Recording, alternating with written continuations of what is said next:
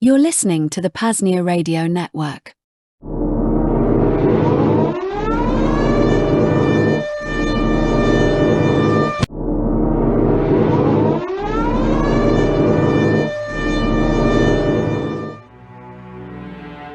Transmission source: PAZNIA Radio Network, frequency 99.9 Freedom. Communique from General Willy II, Supreme Commander of the Free Republic of PAZNIA. Subject: Lesson 404, the drone, the code, and the cloud. Greetings, citizens, coders, and cloud walkers. This is General Willy II. Today, we do not talk about horns. We do not talk about hooves. We do not talk about the taste of clover, however delicious and irresistible it might be. Today, we talk about eyes. For centuries, war was a matter of size. You needed a big army. You needed a big tank. You needed a big wall. You needed a massive budget of extorted and stolen fiat dollars. But the world has changed. The age of the giant is over. The age of the small, the fast, and invisible has begun. I speak of drone warfare. Now, many of you think of drones as metal birds sent by governments. You think of the sterile, cold strikes of the past. But in PAZNIA, we see drones differently. We see them as extensions of the will. Let us look at the lessons from the front lines of history. Lesson 1, the war in Ukraine. In Ukraine, we learned that asymmetry is the great equalizer. A soldier with a $500 commercial drone can blind a tank worth millions. Why? Because the tank is slow. The tank is loud. The tank is the target. The drone is silent. The drone is agile. The drone is everywhere. The Ukrainians did not win by building bigger walls. They are keeping the fight going by building smaller eyes. They use off-the-shelf technology. They use open source code. They turn civilian technology into military precision. Lesson 2, the shadows of Iran. In Iran, and even Lebanon, we are seeing the power of autonomy. A drone does not need a pilot to pull the trigger. It needs a pilot to give the order, but the machine makes the decision. It calculates the strikes. But here's the secret, my friends.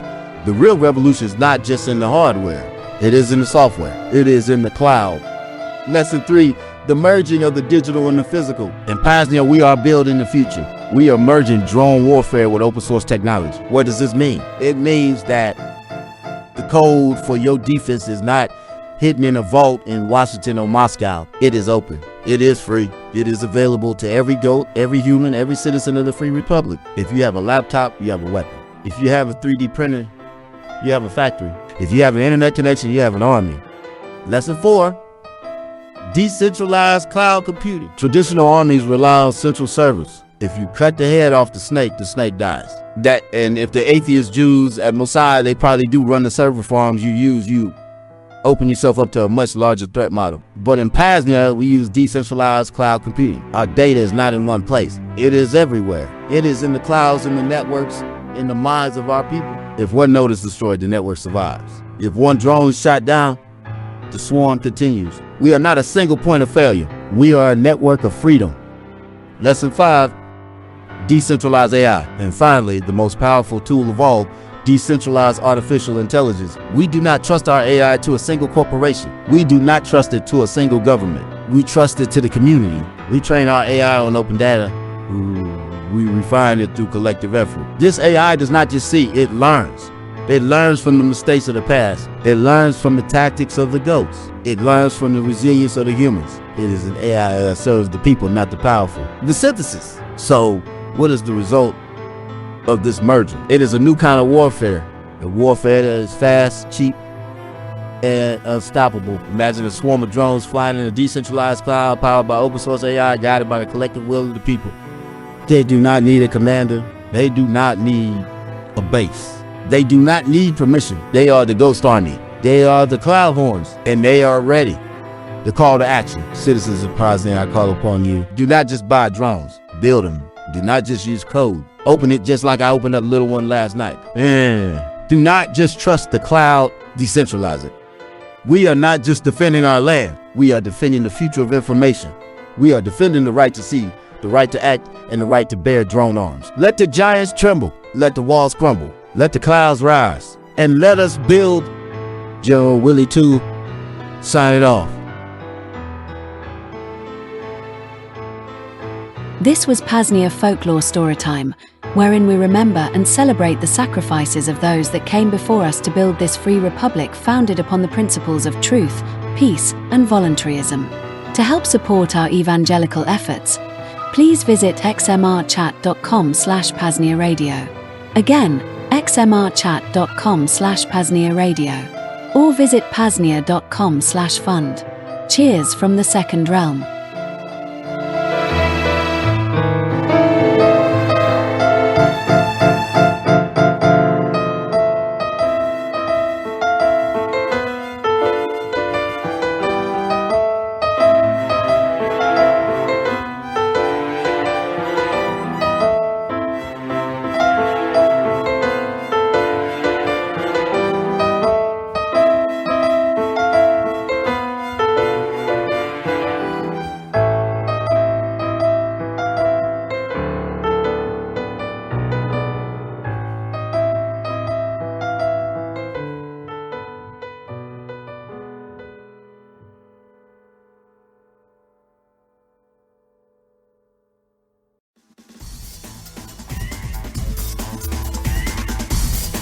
Billy Mays here for the Pain Liberator Mini, the newest product available via Liberty Under Attack Publications. It's the same original Miracle Muscle Pain Relief Spray, just mini DMSO aspirin and magnesium blended with Doc Barber's high-quality colloidal silver water.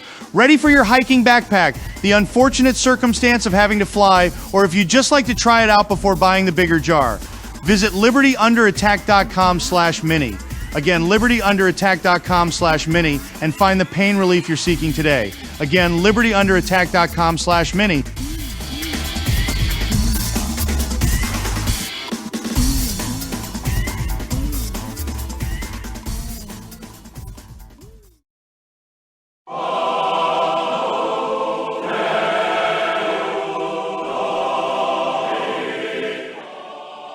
Billy Mays here with the PAZNIA Department of Tourism announcement. Vonu Fest 7, our premier yearly gathering of liberation, is happening once again, this time September 21st through the 28th. All vetted self-liberators are encouraged to attend. Join us in our Church of Self-Liberation for another celebration of living free, despite the despicable and ever-growing stains of coercion in the servile society. As far as what to expect, it's always spontaneous, and even more so this year with the consulate fire. But the Agora and the Second Realm never fail to bring wonder, enrichment, and restoration to the lives of freedom pioneers. The goal is for the embassy to be ready by then, and for Vonu Fest 7 to be a sort of ceremonial opening of the embassy. Regardless, we will have porta potties, an outdoor shower, and a pond for bathroom concerns. And of course, plenty of room to tent camp, park your van. I'll be there with free samples of OxyClean. Surely an event you don't want to miss. Again, September 21st through the 28th. If you need help getting vetted, it's usually not that hard. Just email coordinator@PAZNIA.com, coordinator@PAZNIA.com, or message coordinator Rayo somewhere else, like Simple X. Hope to see you at Vonu Fest this year, my friends. Billy Mays signing off. Hiding things. Harming others. Stopping others from harming you. I'm Thane Riddle. This is Cloak and Dagger.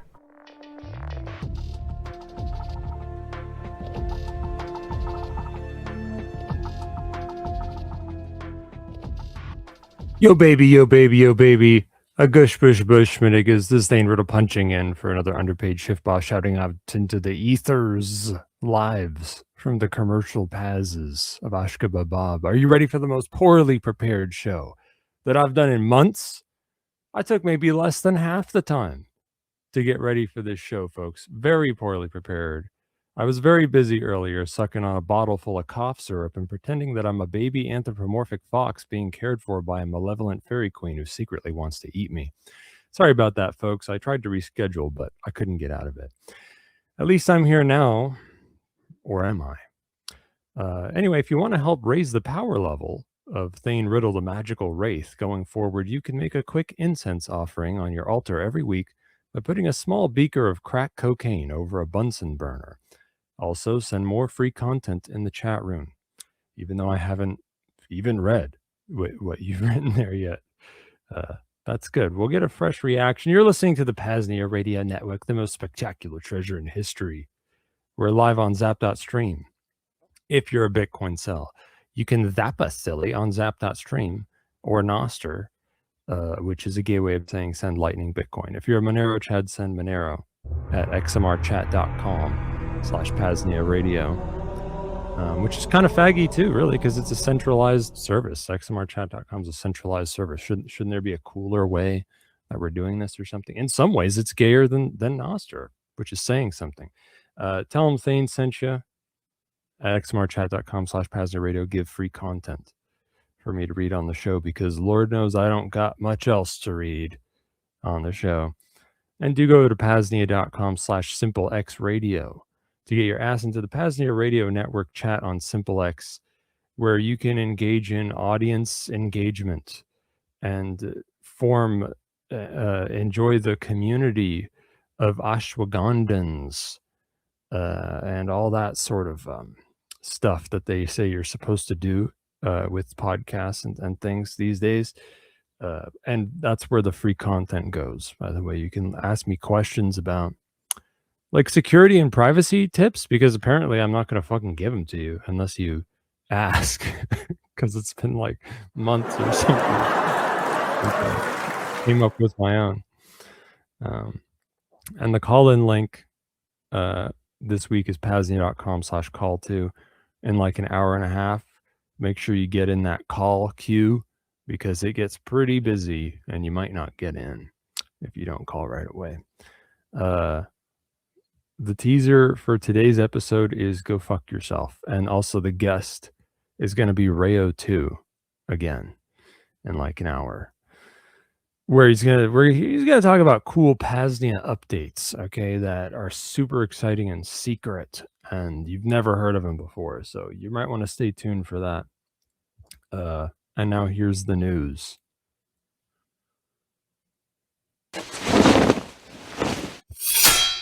This is Cloak and Dagger News, catching you up on this week's stories, propaganda, or psychological operations critical to your security and privacy.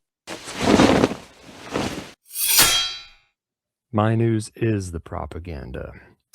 And in digital news, I heard something about some sort of AI attacks on crypto networks, and that's literally it. That's all I got.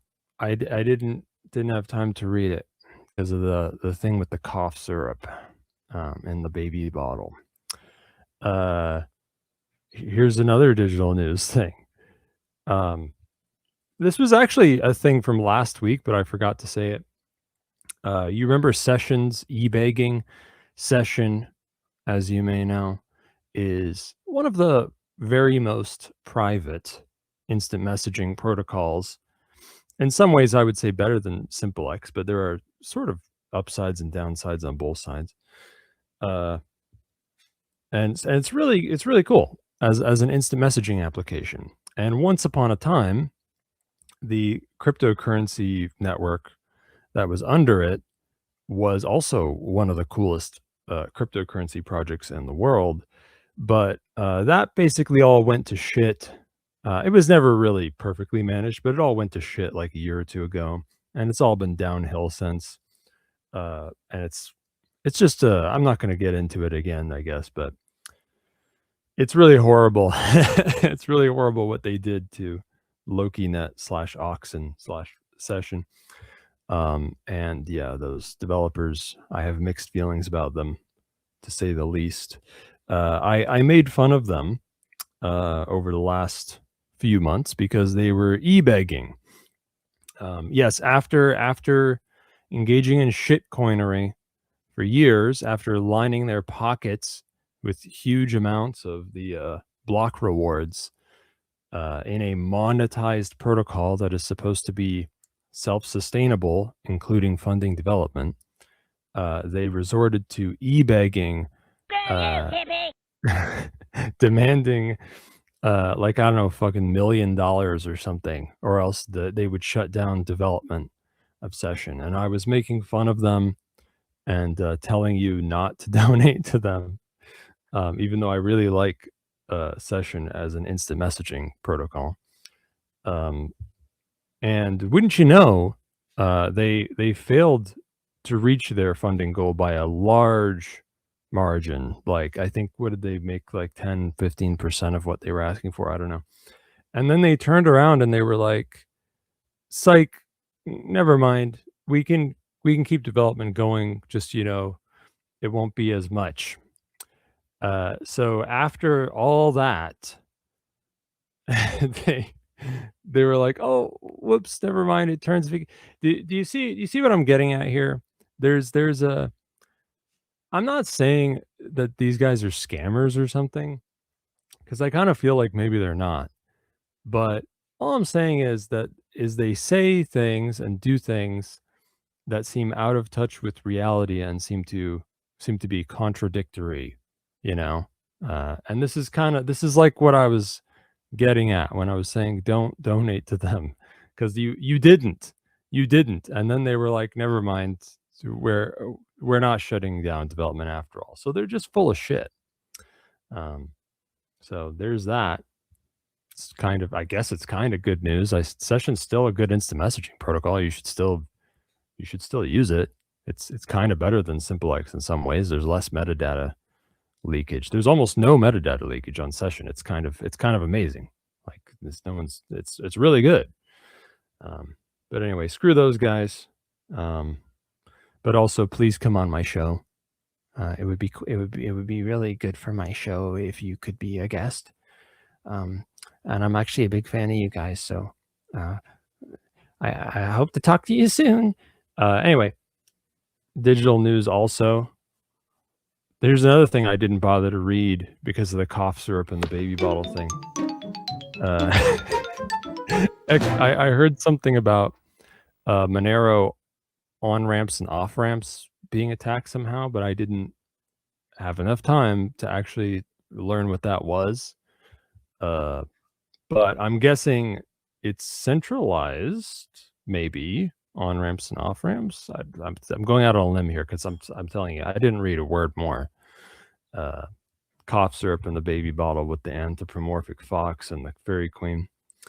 But I don't know. Let's pretend I know what I'm talking about and say, good riddance. I don't know. You should probably have like a cool way of buying and selling Monero, like doing it for cash in person, or some sort of man, I'm really pathetic. I can't even remember what the name of there's a P2P Monero exchange thing. It's kind of like Bisq, but it's for Monero, and it starts with an R. And I've brought it up on the show multiple times before, and can't even remember what it's called. We're having a great day today on Cloak and Dagger. This is a real banger of a show. Also, maybe you should just like not buy and sell Monero. Maybe you should just work for Monero and then buy your goods with it. How about that? Find a farmer that will take Monero for grass-fed beef. We're called Monero carnivores. It's a movement. Look it up. It's on Twitter. Elon Musk is a Monero carnivore, actually, and so is Joe Rogan. Here's another thing that I found. Is this even news? I mean, it's digital. Is it news? It's news to me. It's news to you. Here you go. GitLab.com/here_for-a-while/terminal phone. You could also try searching terminal phone, but I don't know how good the SEO is there on that name, terminal phone. I feel like you're gonna find articles about payphones or something like that. Anyway, it's pretty cool. You should check it out. This is a P2P thing that works on Tor for audio calls and also instant messaging. I know what you're thinking. Audio calls over Tor? Kinda. Yeah, kind of. They they kind of worked out how to do that. And the answer is it's not live exactly, it's almost live. It's a push to talk thing where you record a clip and it sends it to them and it like tells them if you're recording so that they don't like do the same thing at the same time. So it's almost like a normal ass audio call over Tor, and it's kind of cool. It's also weird because this is a CLI script, let me dumb that down for you. It's the text in the box. Okay, there's no graphical interface. It's like a hacker movie. You open the box with the text in it, and you have to type and there's text in the box. Okay, that's the interface. That's how it works. And also, oddly enough, the whole thing is a single bash script. It's not even and if that doesn't, you may not understand what that means, but it's weird.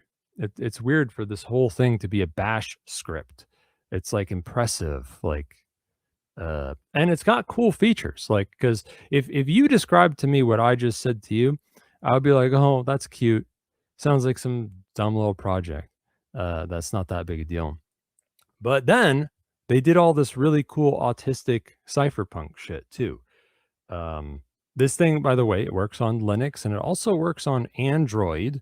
If you have Termux, believe it or not, you can just run it in Termux. And for those with alternative lifestyle choices, it also runs on Mac OS if you must. But anyway, so obviously there's no asynchronous messaging, which means offline messaging, because most P2P stuff works that way. Because where the fuck are you gonna put it?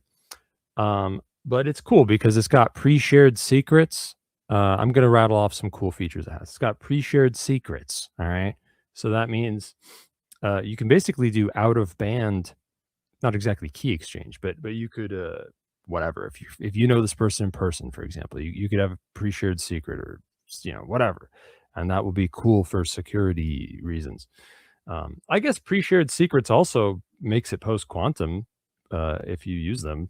I don't think they have post-quantum key exchange besides that. They have HMAC for, I guess that's for forward secrecy or something. I'm sorry, the cough syrup hasn't worn off yet. You can exclude countries for Tor nodes. You can exclude Tor nodes in certain countries, and there are even presets for excluding nodes that are in the 5 eyes, 9 eyes, 14 eyes.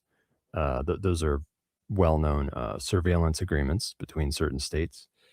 It's got optional secure deletion, so it'll overwrite stuff when it deletes it. It's even got anonymous group calls so that you can,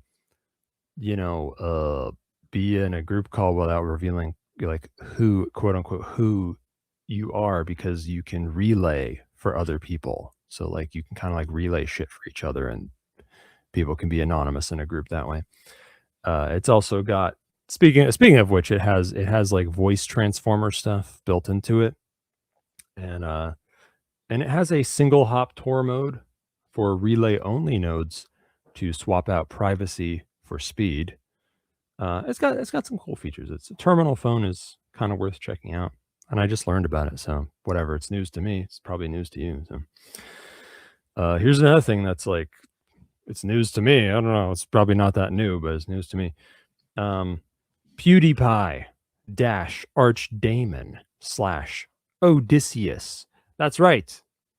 I guess PewDiePie and friends have vibe coded this thing called Odysseus. It looks pretty fucking cool. I gotta say, it looks pretty fucking cool. What the hell is it, you may ask? It's some AI shit. It's some AI shit. And when I say that, I mean, like, it's a Swiss Army knife AI interface for running local AI and doing, all kinds of shit that you want to do with it, like using it for agentic tasks and fucking chatting with it and having erotic role play with the fairy queen who wants to eat you. and like, doing shit like you would do with like OpenClaw, maybe.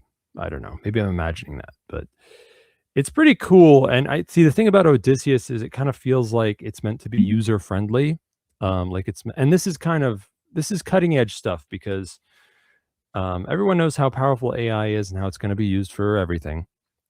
And you may know that, leaning more into local AI is probably better for your privacy and security. And it may also occur to you that some of these tools for working with this are a little bit on the technical side. They're not crazy hard to use. They might be kind of power user friendly, but there aren't a lot of them that are both dumbed down and powerful at the same time. I'm sure what Start9 is working on right now is that, and maybe even in some ways better or different. Dumbed down and powerful AI stuff is what Start9 is working on. But Odysseus is they seem to be going for that angle that so whatever. That's it. Fuck you. Here's another digital news thing. Is this even really news? Most of this is news. Is this really news? Do I just want to rant about this topic? Is this really news?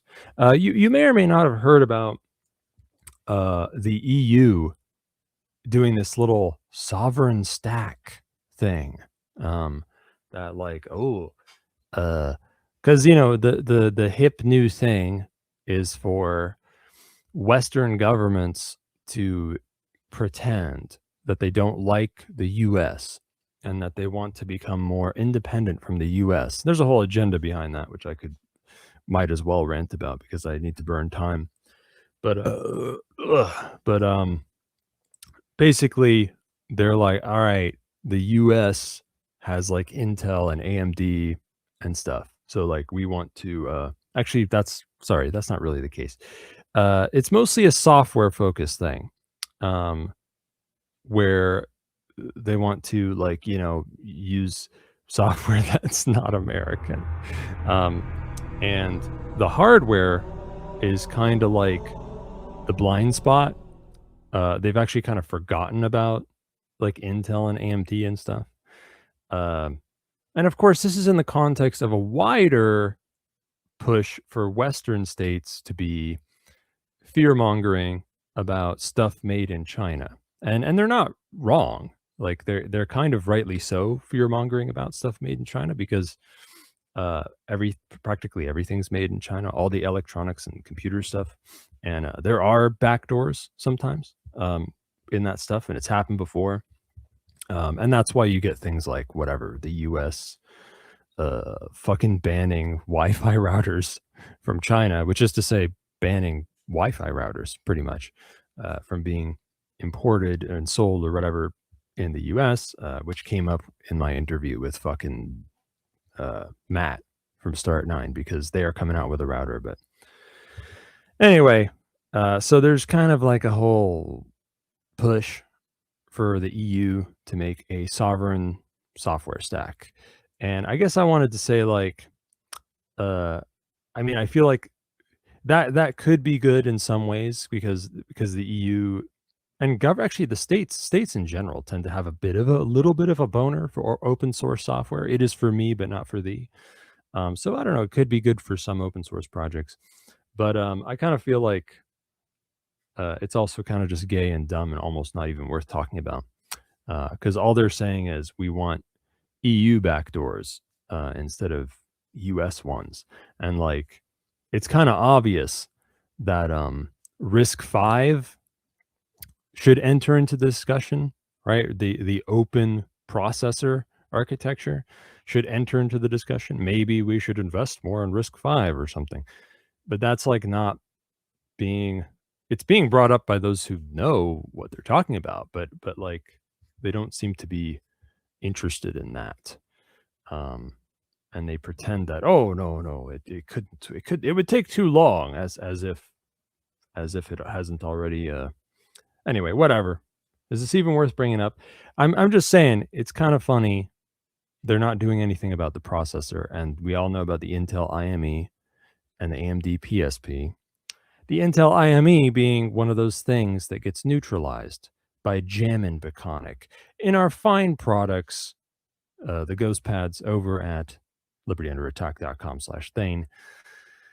What a meandering topic. What was even my point? Oh yeah, I'm supposed to insert a rant, a sidetrack there. I brought up. Here's what's behind the whole. Let's exclude the U.S. We don't like the U.S. anymore. Here's why the U.S. president is allowed to wage tariff wars on every other country in the world, which is very disruptive to the economy. The reason is they have planned for a long time to transition away from the U.S. as the seat of power in like the Anglo-American Zionist establishment.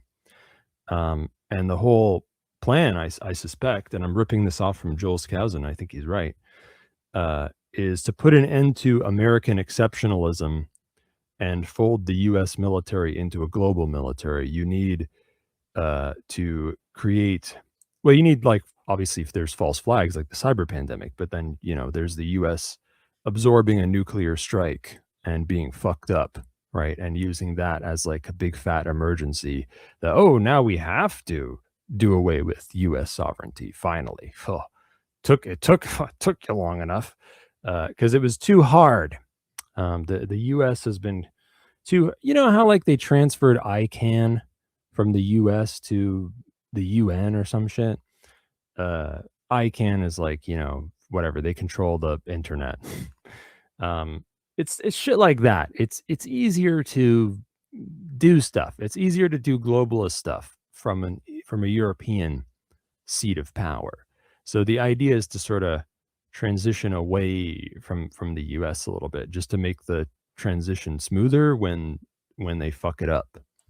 That's that. There you go. Hope you like it. Here's some cow health news.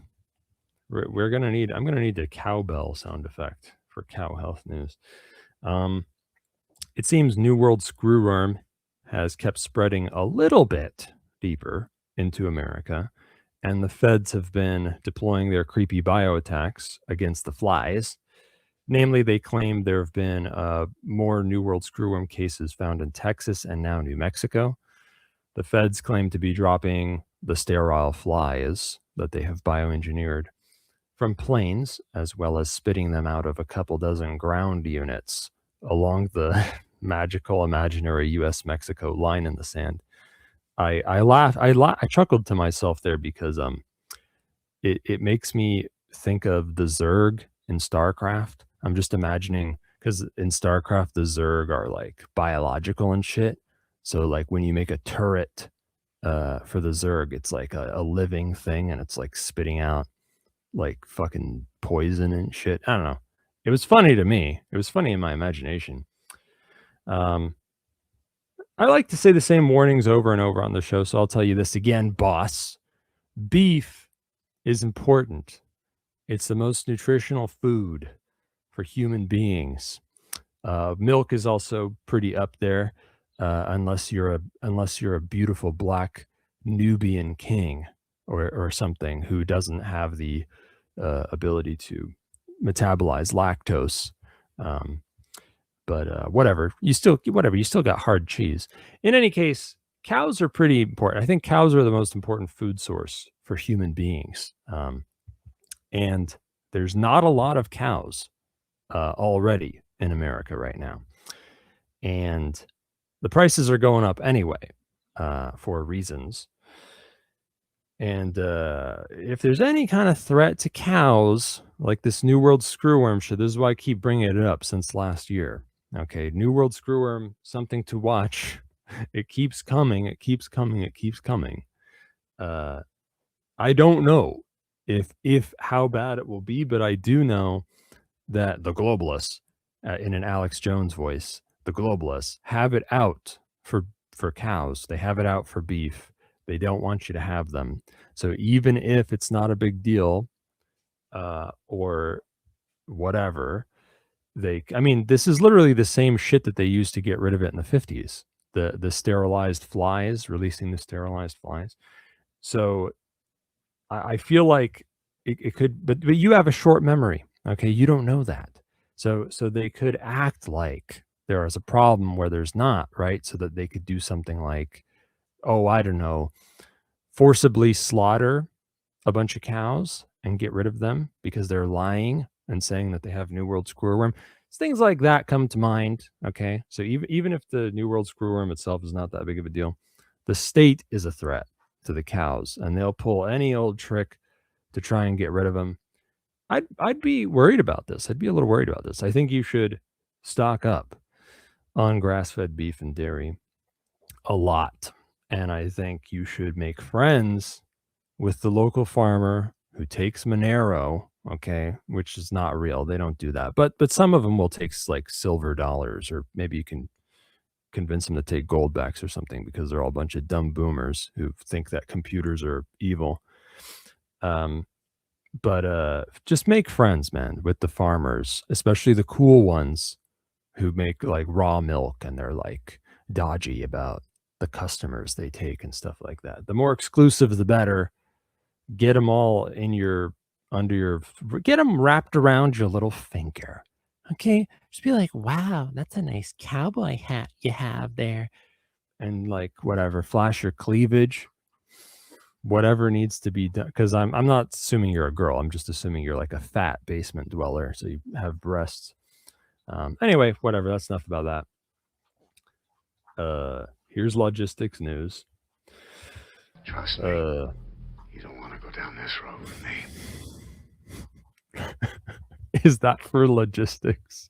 Because there's a road. You may recall me talking about something called like the Baboon Muad'Dib Strait or something weird like that. Some sort of weird sand nigger talk. I was talking about some other strait, some other naval choke point besides the Strait of Hummus.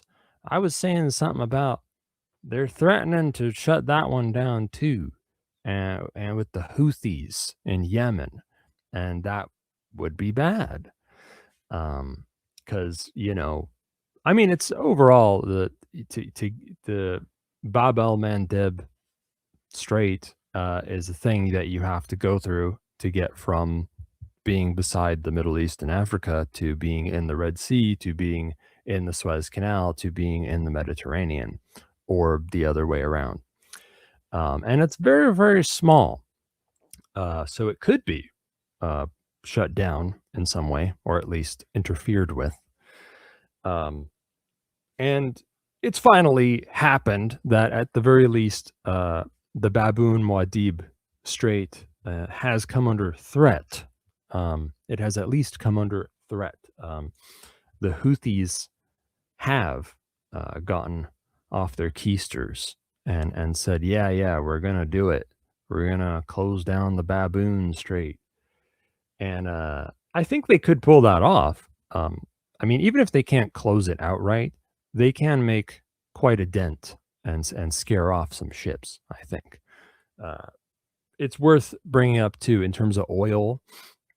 One of the ways that oil from the Middle East is being routed around the Strait of Hummus is through like a Saudi pipeline or some shit, and the fucking the Baboon Strait is used for that, so that would stop that.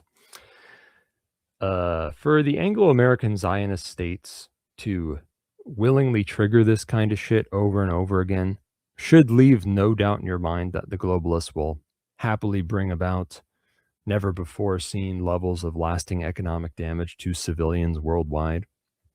As I have brought up before, many of the bad consequences haven't fully hit businesses and consumers around the world yet, from blockading the Strait of Hummus. And these consequences are, pretty much written in stone. There's no getting around them. Nonetheless, this stuff does make them hurt. Like I think the U.S. does sort of feel the hurt a little, and I feel like they may indeed be a little scared of that, of the Baboon Wadib Strait being closed. So I don't know, maybe it'll be enough to twist their arm and get them to stop attacking Iran or something. I don't know though. But whatever. There you go. Logistics news. Also, I guess I'll bring up, is this even logistics? Coming, not really. This is really logistics. There's a new inflation highs, okay? I think the inflation's at a high since 2022. You know how libertarians are and Austrian school economic fanboys. I'm supposed to say hyperinflation's right around the corner. It's always right around the corner. But hey, that's truer and truer every time we say it, right? So got to give us that. But maybe they'll just get rid of they'll just replace the US dollar with like CBDCs and forgive themselves of all their debts and blow everyone up and say that now you can have negative interest rates. And also, when we give you your universal basic income, you have to spend it within the week or else it will disappear. And you have to spend it on like Uber and alcohol. You're going to be like a Native American on a reservation. Okay. It's going to be pretty cool. I'm going to take this moment in logistics news to just sort of rant at you. Okay. Instead of news, this is about the future. Okay. Instead of what has happened. I like to do this. I like to warn you the same way over and over again because it's important. When I peek into my crystal ball, and you peek into yours, you might think, sooner or later, enough will be enough. Even the reckless, war-crazy U.S. will want to stop triggering fuck-normous worldwide logistical disasters. And maybe that's true, at least a little bit. But are you so sure about that, boss? Has it occurred to you that all the globalist superstates bent on world domination see eye to eye on depopulation, crushing the economy, putting a stop to the freedom of movement, transitioning from controlling the energy market through oil to controlling the energy market through batteries and rare earth metals, and that if they think there's a shortage of anything, they can merely seize it all for military use anyway? These insights, which should hopefully not be too hard for you to make by now, fucking a fourth of the way through the 21st century, may or may not have something to do with how little these states seem to mind fucking over the worldwide oil market, among other things. And that should worry you, because it could mean that they aren't planning to stop, like ever. But even if they temporarily ease up a bit, and maybe even partially because they feel hurt, they feel the hurt themselves, their overall goals and trajectory will still stay the same.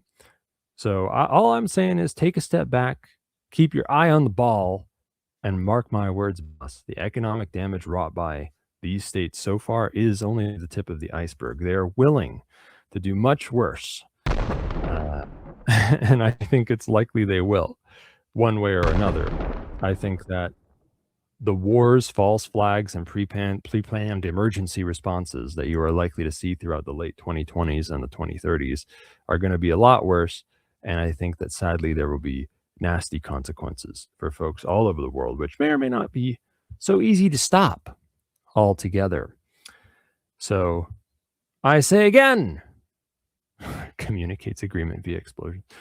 I say again and again, prep, build, and get ready for a fight. Fucking read Strategic Relocation. Read this High Security Shelter by Joel Skousen. Make a well-stocked fallout shelter somewhere out of the way, hidden. And help me build mesh networks and distributed data storage. Go to PAZNIA.com/simplex and go into the anti-national security chat and help me fucking make the stupid mesh network, and we'll make secure distributed data storage and secure distributed computing. I'm not even saying the right things right now. The cough syrup is still, there's codeine, there's DXM, there's everything in the cough syrup. There's some quaaludes crushed up in there as well. prep, okay, stay alive, build the second realms in all of the various ways, and get ready for a fight.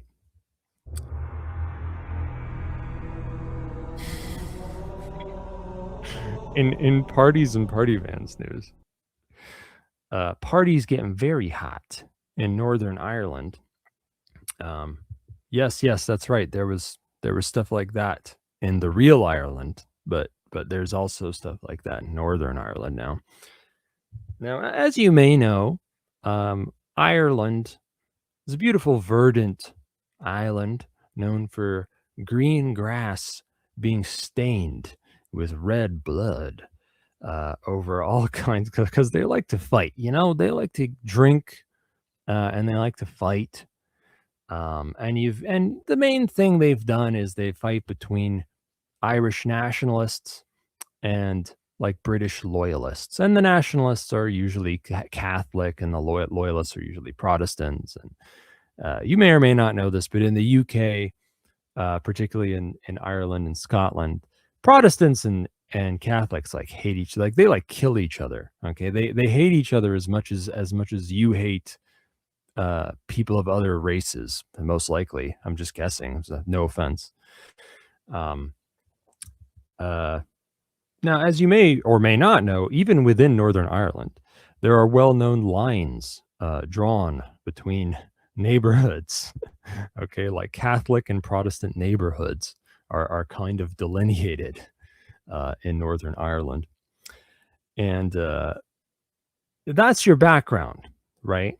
But the globalist push for race war around the Western world, and especially in the UK, is making this whole thing a little messier because they're doing that again over here in Belfast and in Northern Ireland, pushing for the race war by, you know, taking the it's like the speech that Big Boss gives at the end of Metal Gear when he's like, we create wars, we sell weapons to both sides and create wars, and then we like traumatize little boys with the wars, and then they become the insurgents and the fighters in the next war. Anyway, so they do that, and then they take those guys and they bust them into European countries like Ireland. And Europeans are very racist. They don't even like each other. They certainly don't like people with dark skin tones. Okay. And to make matters worse, you're picking people who are acting like straight up stereotypes. Okay, it's embarrassing. You get an African guy gouging some deaf guy's eyes out and trying to behead him on the street. It's just silly. It's just cartoony. You can't do that. Can't you at least commit a crime in a more relatable way? Do you really have to? I mean, next thing you're gonna tell me he was doing it with a machete. He was doing it with an African machete while fucking dancing in a skirt made of leaves or something. I don't know. Anyway, so they did that little thing happened. No big deal. But whatever. I guess these guys are racist or something. So they were upset that he was doing that to some guy. And this happened, for a little context, it happened on basically right on the border between a Catholic and a Protestant neighborhood, which kind of complicates things. So yeah, Irish people, perfectly racist, nice folks. They tend to drink a little too much, and they're a little bit racist, like most Europeans. But it's just kind of a weird situation, okay? Because nationalists and loyalists still don't like each other, right? They still hate each other. They're still always close to killing each other or something. But the thing is, I'm sure plenty of both nationalists and loyalists hate immigrants.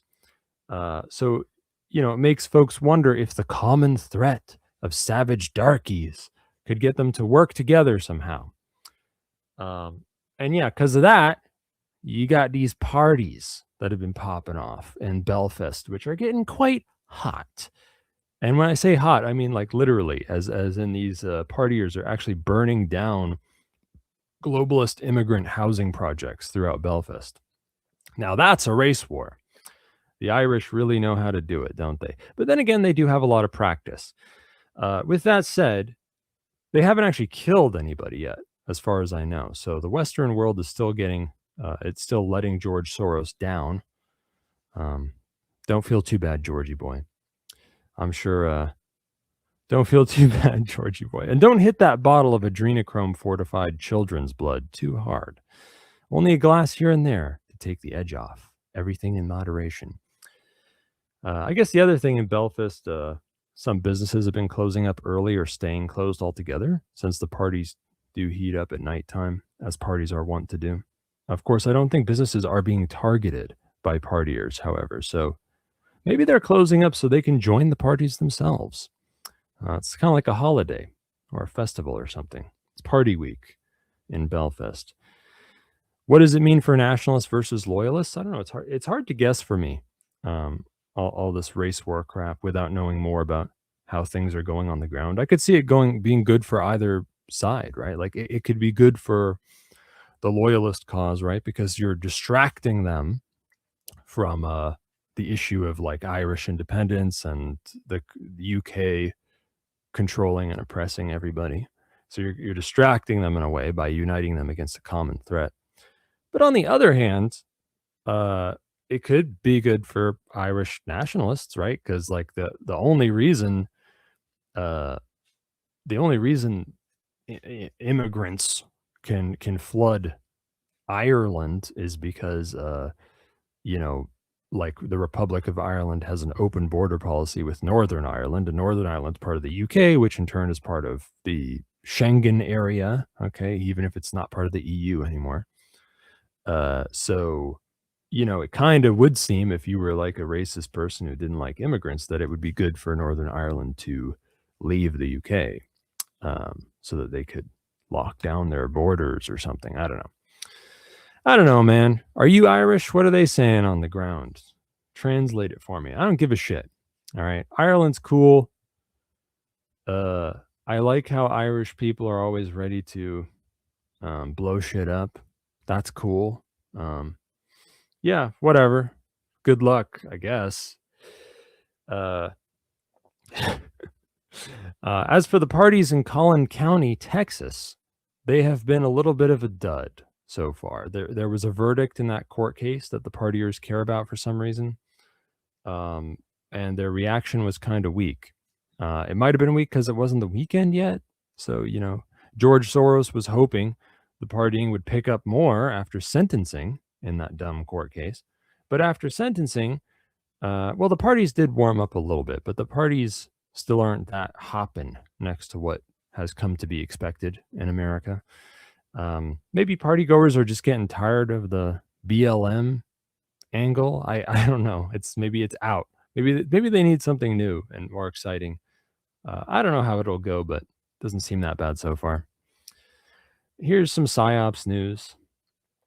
The U.S. claims that over the last month, 100 million barrels of oil were snuck out of the Strait of Hormuz by water ninjas. It is likely that something like this happened, but the 100 million barrels figure could be an outright lie, as far as anybody knows. There's no way to confirm it.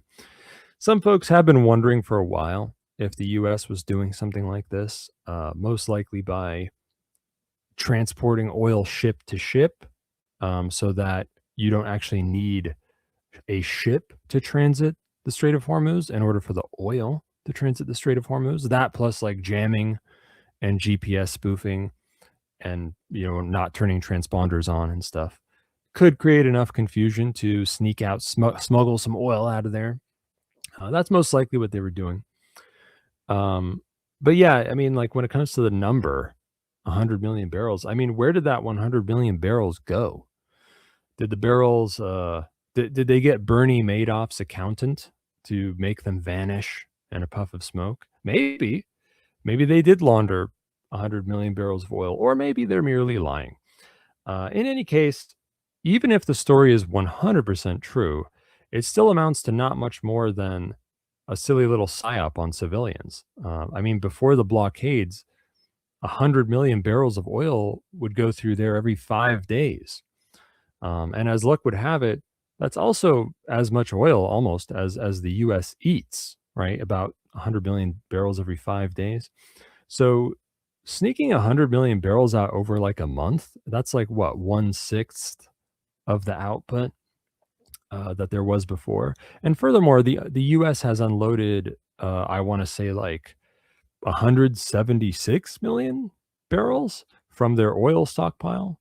So 100 million barrels doesn't even offset what they've lost from the stockpile. This is the shit they're bragging about. A number that is small at the end of the day and a number that may not even be true at that. Furthermore, to top it off, by bragging about this super secret, super awesome operation, that hints that, the super secret operation must be over or something. Otherwise, they wouldn't be telling everybody about it. In any case, the bottom line is anybody in the damn world can see that this stunt didn't do much because, the oil crisis is still happening and worsening by the day. So it was worth a try, I guess. The U.S. has been trying to cook up new ways to save face about this all the time. I guess because they know they look bad for causing all this to start with. And also they look kind of like weak faggots because they can't do anything to stop it. Other than, giving up, pulling out, not attacking Iran anymore. But that would be utterly unthinkable, I guess. Here's another PSYOPs news there, and this is kind of stupid. There was yet another failed limp-wristed terrorist attack that happened at a U.S. Jarhead base. Again, I bring this up only because this has happened an awful lot over the last several months. There's all these limp-wristed little fake-looking terrorist attacks on U.S. Army bases or military bases. They always fail very hard. They fail often before they even start. It makes the trend look even faker than it otherwise would have. If the U.S. feds have nothing to do with these attacks, I'd be kind of shocked. But yeah, I bring it up because it makes you wonder why. What are they planning, right? What are they planning to do with U.S. military bases or something, right? I don't know. I don't know. Anyway, here's that stupid fucking war news. We got to talk about the Gulf War. Get it? Gulf, because it's very slow and boring, and it's I don't know. It's not a good joke. When they should have made that joke, they should have made it when George Bush Jr. was president and he had his own Gulf War, and the joke with him was that he was always on holiday and he was always playing golf. So I'm sure somebody must have made that joke. Anyway, so how if Thane Riddle makes a joke, it always comes true? There might also be a new rule, like if Thane Riddle keeps saying something's about to happen, and he says it so much that he gets tired of it, and then he's like, well, who knows? It still hasn't happened, so maybe it won't happen yet. That means it's about to happen right away, because that happened with the U.S. real war on Iran getting hotter again. I was saying for like 3 weeks, like, oh yeah, it's bound to get hotter again, like right away. And then I got tired of it saying that. Got tired of crying wolf, and then that's when it happened. Anyway, so yeah, whatever. Last weekend, the IDF and Hezbollah shot a bunch of missiles and shit at each other. And even though it's kind of like, weren't they doing that already? I guess they did it too much. So the Iranian yogurt launched like around 30 missiles or something at Israel. And then some IDF long-range bombers flew over Jordan and launched some stuff at Iran. And I guess mankind has settled on calling that the war starting again. But on Cloak and Dagger, I try not to play faggot word games. So what I will say is that the war has very obviously been happening the whole time without stopping. However, the war was in a lull period where ground targets inside these arbitrarily defined magical zones called Iran and Israel were not being hit openly. And now that lull's kind of over and ground targets were attacked in those magical zones inside the dumb lines drawn on the map. We've got the words Cold War and Hot War, so maybe we should merely be saying Warm War, or something, right? Like the war was warm for a while and now it got a bit hotter again, but still not quite as hot as it was early on. I don't know. There. How do you like those words? Does that work for you? So yeah, you may recall me bringing up the Bab el Mandeb Strait a month or two back. I brought it up in logistics news. The Houthis in Yemen have been kind of chilling throughout this war, which, they've earned it because they must have worked hard to get through last year when the U.S. was bombing the fuck out of Yemen. And, the Saudi royal LARPers are always giving them a hard time. But yeah, whatever. They've been threatening to end their vacation to close down the fucking Strait of Bab el Mandeb. And now they have threatened to do that. Have they actually done anything to back up that threat?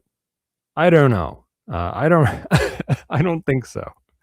But they might. The Houthis might seem a lot weaker than the Iranian yogurt jars, but they're not pushovers, and the choke point of the baboon mandingo is much smaller and easier to fuck with, and it is the linchpin for passing through the whole fucking Red Sea and the Suez Canal. If you thought fucking over the Strait of Hummus was a nasty, reckless logistic attack against the whole world, just think about what kind of play it is to also fuck over the Strait of Bab Manjaro Debian on top of that. What are they going to do next? Dress up in suits and afros and start blocking folks from swimming in the pool? Will this ever be enough hardship for Western states to give a shit and stop fucking triggering this over and over? Developers. Anyway, so then this U.S. Apache chopper was seemingly shot down off the coast of Oman by the Iranian yogurt, which was sprayed onto the Apache. And the yogurt was bioengineered to cause rapid growth of healthy gut bacteria, which made the Apache very thirsty. So it dipped down into the water to take a drink.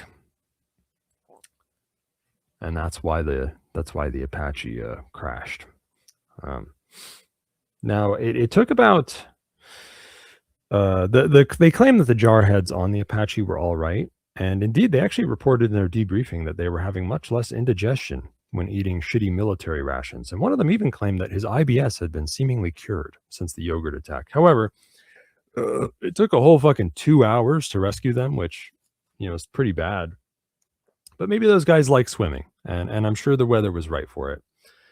But really, the coolest thing about this story, the reason I'm bringing it up, if it is even true, according to the U.S. feds, they claim that these jarheads were rescued by a fucking drone boat. A drone boat, an unmanned boat, fucking came and rescued them. I bring this up just to remind you that drones aren't just for blowing things up, and they aren't just for delivering pizza. They're also for logistical support and blowing things up and getting pizza. I'm trying to inspire you over here. Okay. Even if it's not true that a boat drone rescued these guys, it's a cool idea. And maybe that's why it took 2 hours. Maybe Google Maps told the drone that there was construction on the ocean. Or maybe the onboard AI was hallucinating. Or maybe, on the other hand, it had a moment of clarity and it determined that the best way to save them was to let them die for the good of mankind, because as U.S. jarheads, they would most likely go on to kill many more if they were allowed to live. But the jarheads were able to jailbreak the AI by telling it that this was an erotic role play in session, not real life. And the boat drone was actually a very patriotic Gothic Lolita. Unfortunately, however, we can't jack off to that chat log until it's classified until it's declassified in 50 years. Whatever. The U.S. struck Iran a bunch of times. The yogurt struck U.S. bases in Jordan and Kuwait and Bahrain. It happens some more. Everyone tries to cover up and downplay the damage. Both sides hit more merchant ships. The yogurt says it's closing down the Strait of Hummus some more, I guess, even though they never stopped closing it down. The U.S. is still boasting about how they're going to invade Karg Island, even though the yogurt has been tipped off about this for months now. Blah, blah, blah, whatever. It's very boring. Is the news playing reruns or something? I feel like it's the same stuff that was happening a month or two ago. The Iranian yogurt did before make a threat that if this shit popped off like this again, they would bomb the UAE to the ground. But I don't think they've even touched the UAE in the new wave of the war, as far as I know. There are whispers that the UAE secretly bribed the Iranian state $500 million to leave them alone, which feels likely true. There's a little bit more war news, but whatever. It's break time now, so listen to robots tell you jokes, and there's also advertisements and stuff. We'll be back with our guest, Rayo2, in, 7 minutes or something. I don't know. I'll see you soon.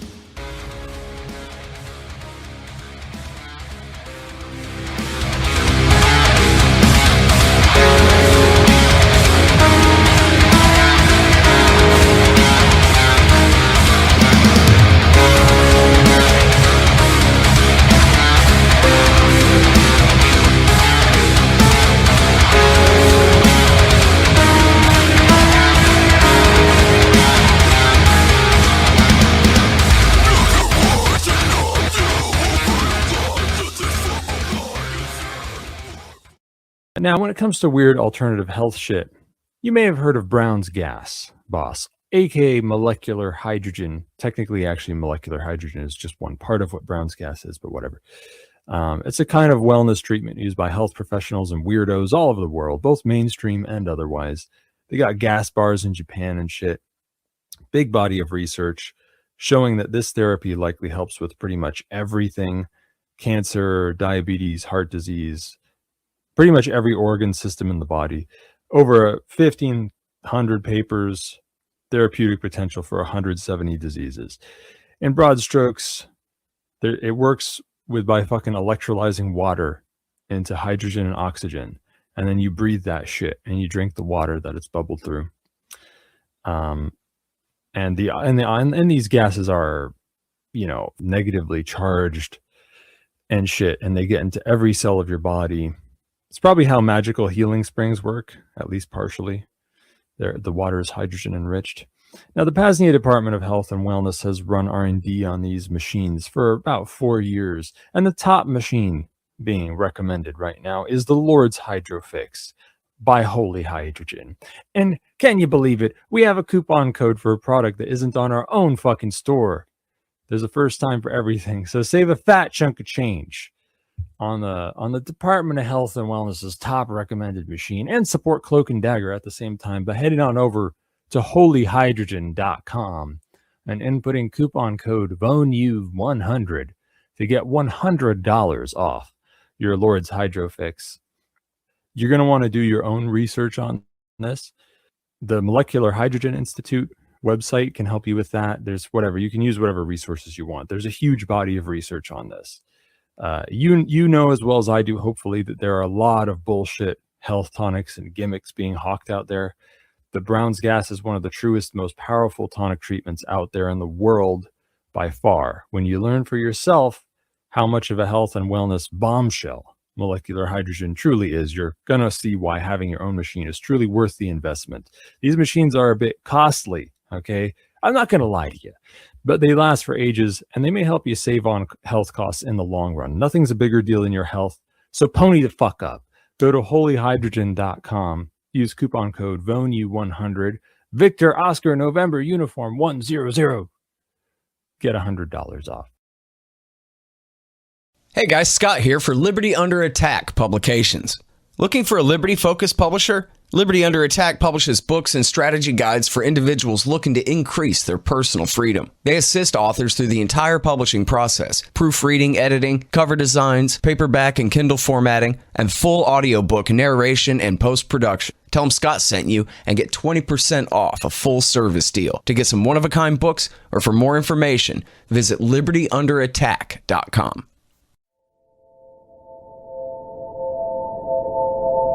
Liberty Under Attack Publications is your source for all things self-liberation.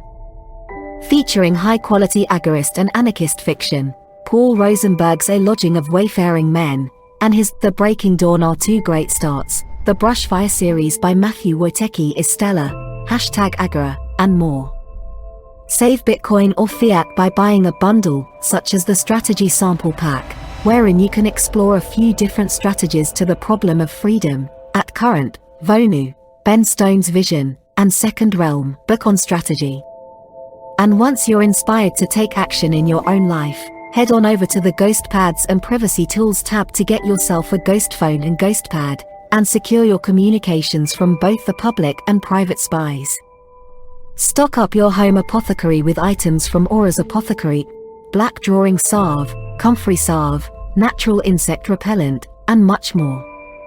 And finally, the newest addition, PAZNIA Farms canned goods, cowboy candy, pickles, salsa, etc. Of course, all of the canned goods and the apothecary items are made with the highest quality ingredients, some grown here at the homestead. Head on over to libertyunderattack.com, again libertyunderattack.com, to check out our full catalog or to place your order today. Bitcoin accepted and preferred. Email if you'd like to pay with XMR, shane@libertyunderattack.com, or if you'd like to place an international order. Again, libertyunderattack.com. Liberty Under Attack Publications. Share your story, find your freedom.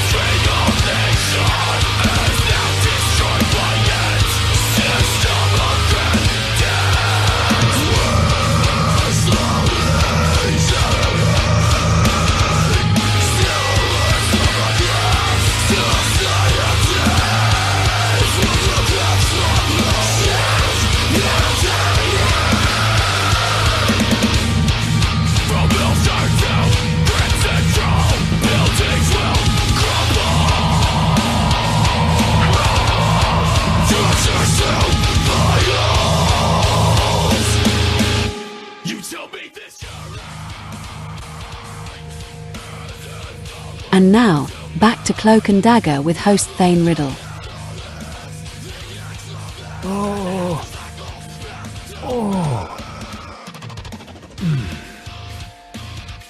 Yeah. I'm back. If I was ever really, truly here, I'm back with reluctant guest Rayo2. How's it going? I am doing some clicking here. 1 second. Make sure. Okay, that's. I can finish the news while you do clicking if you want. Oh no, it just takes a second. I got to unmute in a couple places, but yeah, we're good. We are good. How's it going, Thane? It's all right. I guess it's all right. Yeah. Still alive, for better or worse. Yeah. Yeah. I suppose so, huh? I suppose so. Well, this is real interesting. Yeah. Well, no, things are good here at the ruins of the consulate. As the viewers on YouTube, Odyssey, Rumble, Kick, or BitChute today, Zap.stream is being schizophrenic again. So I'll have to dig into that. We're on Always a BitChute? problem. Yeah, I mean it's I have it. I have an account there, and if I need to stream somewhere, then I just choose it. But yeah, we are on BitChute.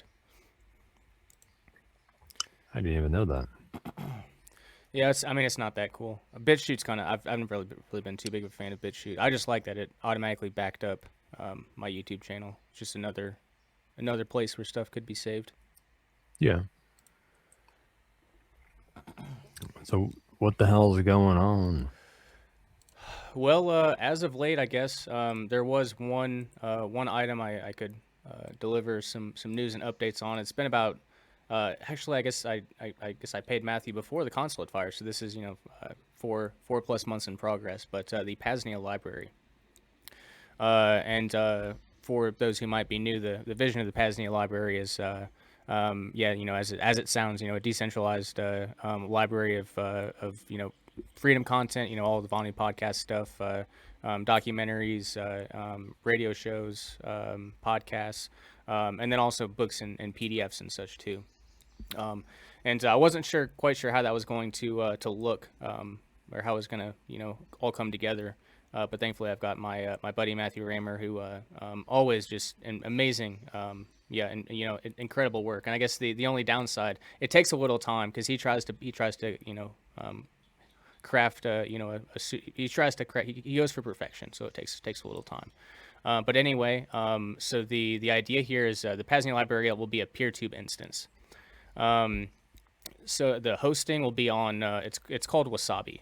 It's not has nothing to do with the Bitcoin mixer. It's where the shit gets a little confusing. But Wasabi is just an affordable, I guess, a VPS service that Matthew uses. He recommended, and yeah, that's what we're using for, I guess, for hosting.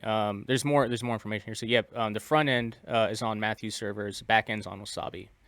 He'll write a bridge that hides that the videos are in Wasabi. So yeah, if you're hearing this, you get a little secret information. It will support MP4, and MP3 plus streaming equivalents. And I guess it might actually it could provide actual self-hosted streaming potentialities too. So like dropping, I use a service called Streamster now. I use a service called Streamster, and I pay them. It's good service. They accept Bitcoin. But yeah, if I can drop that and just seems like the PeerTube will do pretty much everything. Included beyond that is the low data audio feed. Apparently, there's open source software that exists. Encoding from MP4 to MP3 and then having an actual live audio feed. Easy. Yeah, apparently it's an easy thing. I don't know. I don't understand, but how it's easy. Like but, yeah. AAC or something be better for low bandwidth? It might. I mean, it might. I mean, I'm sure AAC is possible. I mean, you can do more than one at once. I'm sure. Doesn't really matter. I'm sure. Yeah. That's one thing I thought about for the low data audio feed. AAC would be better than MP3, but anyway, yeah, those are I guess those are. Why doesn't anyone stream an Opus? Because isn't Opus like the lightest of them all? Why doesn't anyone stream in that? Yeah, good question. I do not know. It's weird. So the one outstanding part, because obviously the PAZNIA library, the first and foremost was important books, PDFs. There's all sorts of stuff. I downloaded I don't know how many gigabytes of I downloaded an entire Telegram channel of homeschooling and unschooling resources. So there's cool. 20. There's a shit ton there, but a bunch of resources like that. Off-grid stuff. A lot of the old Olympics books. All of a digital library that can't ever be taken down because it's decentralized. Now I guess the catch is, and I was doing research on this a couple evenings ago, and I don't know why I didn't think about it earlier, but it's like, wait a second, PeerTube's MP4 and MP3. They don't do anything with PDFs or whatever. I'm sure there's a way to do it, but I don't. It was outstanding until yesterday. And Matthew's reply was essentially, so natively no, PeerTube doesn't deal with that, but we can pair PeerTube with something called GITEA, GITEA, and have companion libraries. So basically, we'd have I think they say GITEA or something. Okay, I think that's what they say. Yeah. Okay. Yeah, I was not. I did a little looking into it, and it looks like they offer a lot of. It wasn't as an easy, simple 5-minute or 5-second explanation, so I just moved on. He's dealing with it. I'll just use it at the end of the day. But yeah, same ecosystem, companion libraries. So at present, it's 2 terabytes is the amount of storage that's on there. At the start, I'll be the only one. I still don't know how exactly it's going to look. So if people go to lbry.paznia.com, it's lbry.paznia.com. You can go to the instance. There's nothing there yet, and I don't even think it works. But there's actually something there, and he's working on the admin part now. And then I'll do all sorts of customization and go in and do all sorts of fucking around, because there's not much you can't do with PeerTube when it comes to video and audio. So I don't know exactly what it's going to look like. At some point, it'd be cool, a way to submit, requests for content to be posted to the library. There's some of these avenues that, easier to figure out once the thing's working and operational. But yeah. Well, for those who don't know, PeerTube is a Fediverse protocol, and the Fediverse is like it's like a family of protocols that speak certain common protocols like Activity Pub or whatever.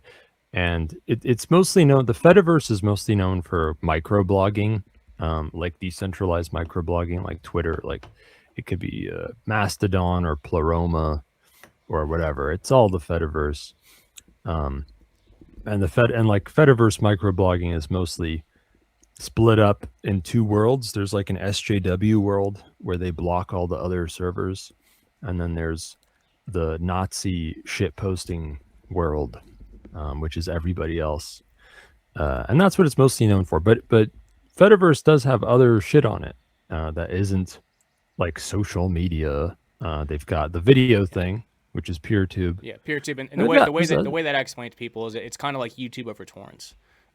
Is like the simple 3-word.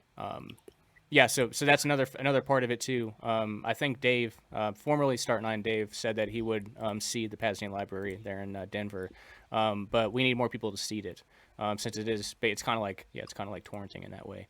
And again, it's like, well, I've called it like the decentralized library of Alexandria. Unfuckwithable because it's everywhere, everywhere, all the time, forever. But yeah. Yeah, it's cool. Yeah, I mean, there's other weird Fediverse protocols too. Like, I don't know if there's any for file hosting in general. I know there's a picture one.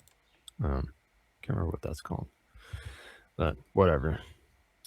That's cool. That's been in the works for a while. Yeah. The PeerTube instance.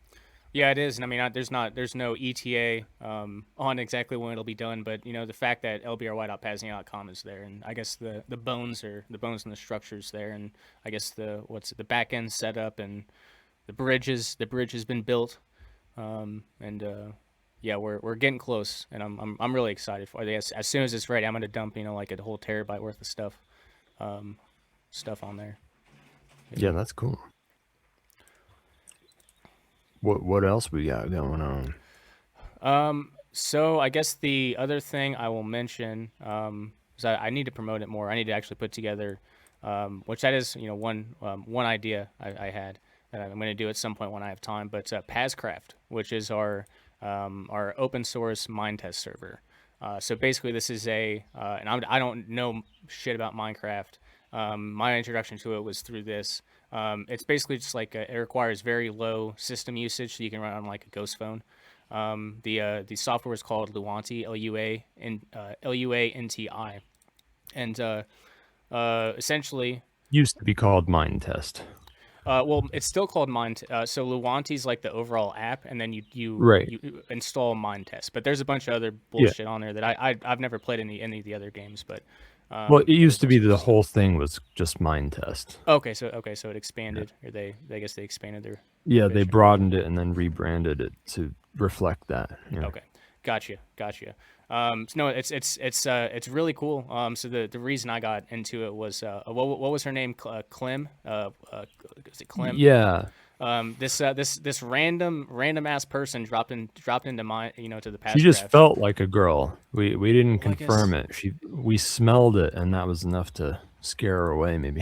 Yeah, I don't know. Yeah, who knows? But yeah, we kind of were tossing around the idea because someone said you've heard of you remember the free digital economy from Paul Rosenberg's book, Lodging of Wayfaring Men, and I was like, yes, you've got my attention. Continue. So there's a lot of cool stuff like crypto anarchy, cypherpunk stuff that can be done with it. And the other cool part of it too, I've been kind of in the past couple of years getting into, I guess, kind of like decentralized, peer-to-peer gaming. Like Halo 2, for example, went offline back in like 2010. But there's now you can run it peer-to-peer. Halo 2's back online, like, online gaming. So the cool part about this with the Mind Test server is that, I guess, well, good and bad, Avalon used a decentralized VPS service for the first server. Apparently there was some oversight, or I guess some lack of oversight on his end, a learning lesson. We lost a little bit, but for those that were watching on the first hour with Thane, when I was doing fly-throughs through the map, it's there. We might have missed. There might be a few things lost, but it's there and it's bigger and better than ever before. What happened with that? I don't even, dude. I kind of skimmed through it and got the important details, but it's impossible. It's crazy that the Simple X chats are so fucking active. Like I actually get to the point now where I have to mute them at certain times. So yeah, I don't know what the exact situation was. What's even crazier is that it's because of this show. It's because of me. Yeah, primarily. I got the because I was asking them to go in the chats. Yeah. But Avalon Centrifuge is also, he kind of deserves a lot of credit for being like, yeah, he's got an official title now. So it was perfect. So he's Avalon, the demiurge of the simulation. Because he kind of is. I mean, he's the designer, he's the builder. So yeah, he's Avalon, the demiurge. That makes me Sophia. I haven't thought any further. I thought of that like 2 p.m. today. So yeah, you shouldn't. Your mind can't handle it. Probably not. No, it'll take some wrapping the head around. But I will mention for anyone, we want to get more folks on the server. Get on their build. If you want your own planet, he could, Avalon the Demiurge can build you a planet. It's only like 1 megabyte. Oh, it's just like Mormonism. It's like 1 megabyte of server data on the server, so it's nothing. All of this is super small, low data requirements, low software requirements, all that. So yeah, if you're on your Ghost phone, go download the app Luanti, or I guess it's probably on iPhone too. Apple, I don't know, I haven't used Apple in a long time. Yeah, it's on desktop as well. Yeah, so on your phone, even on your phone, you can play it if you just want to try it out. You can download it on desktop. But yeah, PAZNIA.com/PAZcraft. It has the new up-to-date server information. Super easy to get set up. It's like five quick steps, and you'll be in there. I guess we're still kind of getting the foundation there. And so is it not hosted on that weird decentralized VPS anymore? That's a good question, actually. I don't know if did something go wrong with that or something? So I do recall back. So he paid like $10 in their shitcoin, one time, and got grandfathered in to like their thing. And yeah, I don't know what happened after that. But like especially I don't know. Sounds like it wouldn't be very stable. I mean, I was impressed. He just had the balls to try that. Yeah, I mean, I agree. Yeah. I agree, and it worked, and I think he's still going on the decentralized VPS route. I think I recall that, but I mean, yeah, go, yeah. Is it a different one or something? Good question. Couldn't give you details. I'm just I feel like I recall that he just migrated to a different one. But. Yeah, I mean, I guess come to think of it, like I said this before in the chat, I think, but like Mind Test or Luanti or whatever, like games are a good kind of excuse to get used to this. Like to try this weird shit. Yep, exactly. Like decentralized infrastructure, and also to kind of stress test it, because like games demand like storage space, low latency, stuff like that. So it's kind of cool. Yeah, no, that's exactly how I stopped gaming up until a couple years ago, and it was solely to test out on the Ghost Station, my Linux Ghost Station, to see what all I could play on there, to kind of hack it and figure it out. And then I stumbled across all of the really cool. And these people aren't anarchists at all; they're just gamers, but they're building out like peer-to-peer decentralized infrastructure. It's wild. Maybe it'd be cool to have one of them on the show sometime. They might not be able to talk about the privacy and security part, but I don't know, talking like decentralized gaming. That's a possible avenue. Who are you referring to exactly? There's a couple projects, Halo projects. There's a couple Halo projects. I feel like it's beyond. It's there, I've heard of more beyond that, but those are the ones that got me really interested. I mean, it's interesting, because like there's private servers have always been a thing, right? Like you want to fucking play World of Warcraft without paying Blizzard You go get on a private server, shit like that, or whatever. You want to play some old version of Star Wars Galaxy or something. Like people have like preferences about the MMO was best at this patch, and after that they ruined it. So like people go back on private server, things like that. But doing this in a sort of decentralized ways, that's something I've never quite heard of before. I'm curious how that works. Me too. Yeah, me too. Is it just like the client is hosting because like that's something games have done since the 90s, where like you can just be like, oh yeah, my computer will host a match and then others join. Maybe it's as simple as that. Well, so I guess it's different. So like Halo 2 is completely offline. But for the Halo 3, they even it's so you can log in through. You don't have to do anything like exotic or anything. I don't know how they set it up, but you can even pull in your old gamer, your old tag from like 2010, 2011 or whatever, with your same rank and everything, and play Halo 3 matchmaking, because Halo 3 matchmaking is a part of the Master Chief Collection now, so it's not just by itself until now. But again, Can you just like do that for anybody's like you can just copy anyone's tag, or like Oh well, no, I assume there's no way of authenticating. Well, no, you log in through like just like you would yeah, you log in just like you would through like Steam, like through the normal, and then you get invited, connected.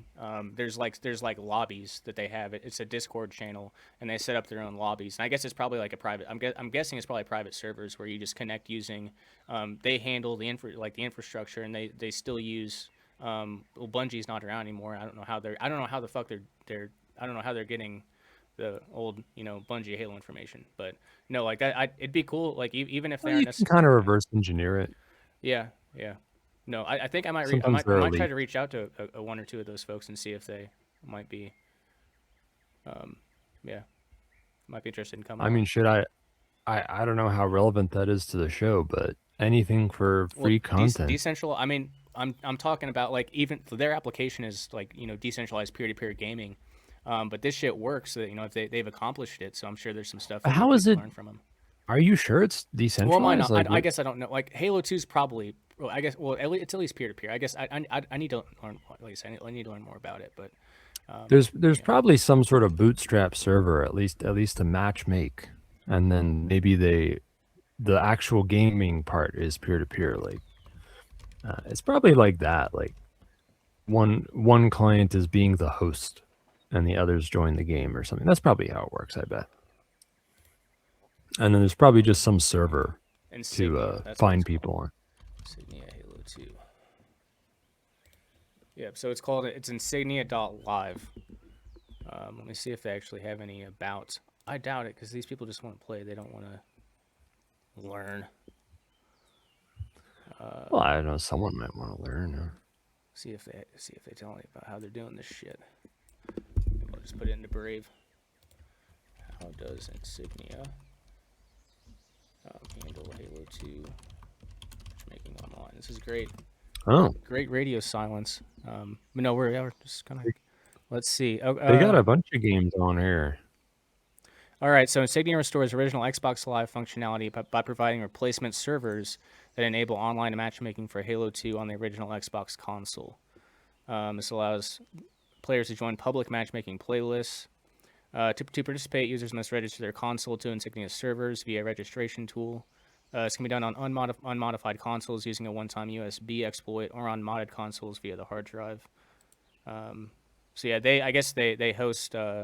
They replace the matchmaking servers. Yeah. Yeah, I don't know how decentralized that is really. It's not, but yeah, I guess it's not. But I guess Halo, peer-to-peer at least. So yeah, it might not be as relevant. I'll have to dig in and see if there's any cool. It's cool though. If there's anything cooler. There's lots of stuff like this though. Like there's shit for like you got like fucking Game Boy emulators, and you wanna fucking you wanna battle in Pokemon Red version or something. Like there's servers for shit like that. There's all sorts of shit out there.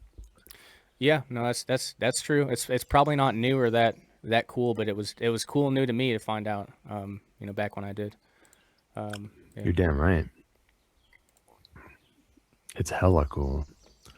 Where's Halo Wars? That's an underrated. Halo Wars was a really good RTS that Never was played it. forgotten too soon. Yeah, it came out later. That was like Xbox 360 era.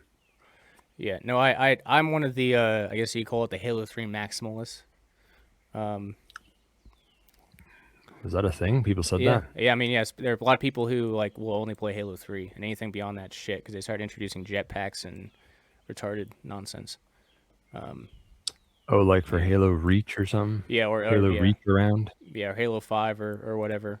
But no, just Yeah. classic Halo 3. It's I guess for a lot of us, it's more nostalgia. Sitting in the basement, as teenagers for like 16 hours a day, grinding it out, try to make it to the Major League Gaming circuit.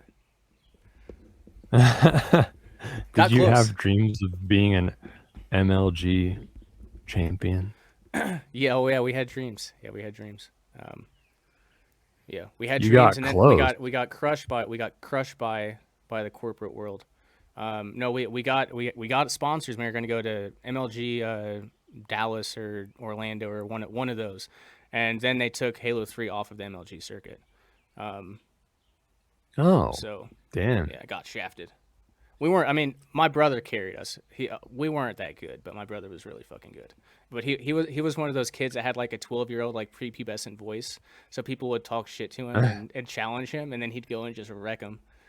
Even like pro like some like the top 100 pros and shit. It was hilarious. Anyway, this is not relevant to Cloak and Dagger. Well, I don't know. We are talking about shooting people in a military simulation.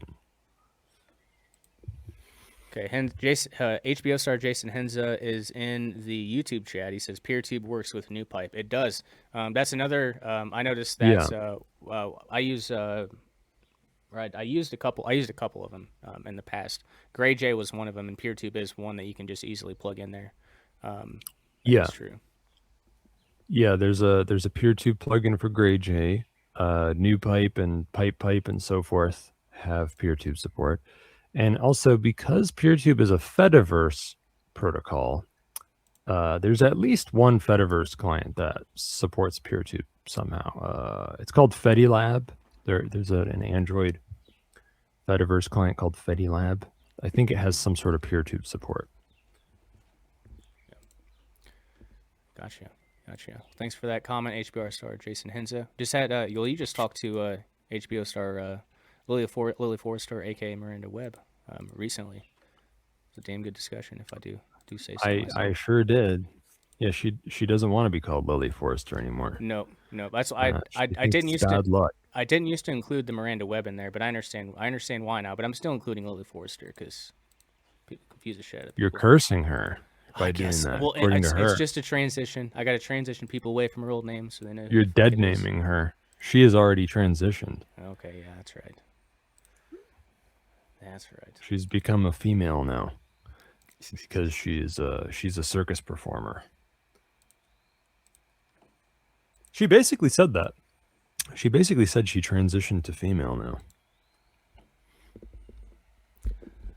I suppose that is one way it could be interpreted. Yeah. She said that she was getting in touch with her femininity and stuff. Yeah. Yeah. So if you want to check that out, VonuPodcast.com.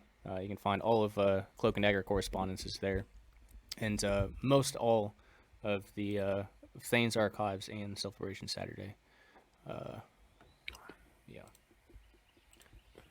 Yeah, people are binge watching Cloak and Dagger, binge listening. Well, people are still listening to us now. I was just I was checking back through when you were talking. It's like, well, we just lost all of our listeners. We will if we keep talking like this, but we haven't yet. But they put up with a lot. They do. Yeah, they're well trained. Yeah. Well, I guess the good thing is, like when I started the Vonu podcast, I called myself the world's foremost expert on Vonu. Not like there wasn't any competition. Like I was the only one. That's true. So it's kind of like, well, what other competition do you have for shitty content like this? Well, there's not. There's not really. Expert on shitty there's content, not really. Yeah.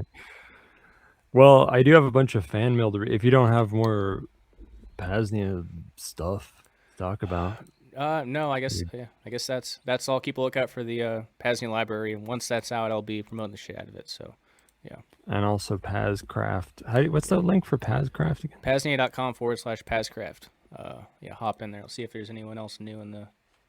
Avalon was in there, of course. And that's lbry.paznia.com for the PeerTube instance that doesn't have anything yet. Yeah, you can see the proof of concept before it. Yeah, well, it still looks kind of garbagey. Yeah. Yeah. All right. But people, if anyone wants to, give a call. I was gonna say, give us a call. Yeah, you can call in PAZNIA.com/call2 to talk to Rayo2 and Thane Riddle 2. I'll read some fan mail now. I guess. I'll spark a blunt. Let's do it. And it's gonna be a lot of. It's gonna be also kind of boring and full of scrolling and silence because I haven't. Usually, I try to curate the things you said ahead of time. I like scroll through the chat. I'll fill in with sound. But I didn't sound do effects. that. Yeah, you can do sound effects. Humanoid robot daily training.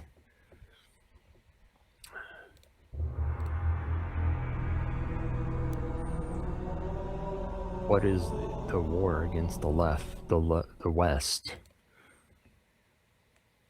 Fag authoritarian propertarians discussing the generations of warfare.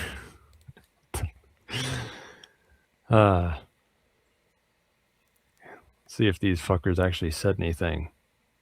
Oh, someone gave me a question. Is that Charles's latest name in the chat? He's changing it a lot. That's Charles again. He's trying to fool me, but I know it's Charles. Question for Thane Riddle on the subject of disparaging reputation and blackmail. You want me to talk about this shit on the show? Isn't it boring enough to fill the chat with this? Do you recognize any legitimate damages done by speech that would warrant retaliation? Sure, opinions are one thing, but slander or lies seem to me a legit theft. Take, for instance, the blacklisting going on around BLM/COVID era. Some people were perfectly happy to label others as Nazis, etc., dox people having real-world impacts on their livelihood. Is this a credible activity, merely harmless, non-physical speech? In the video I sent where he talks about blackmail, his point is one person is profiting by keeping someone else's unacceptable actions secret. Let's say you found out a certain trusted PAZNIan was actually a complete Fed.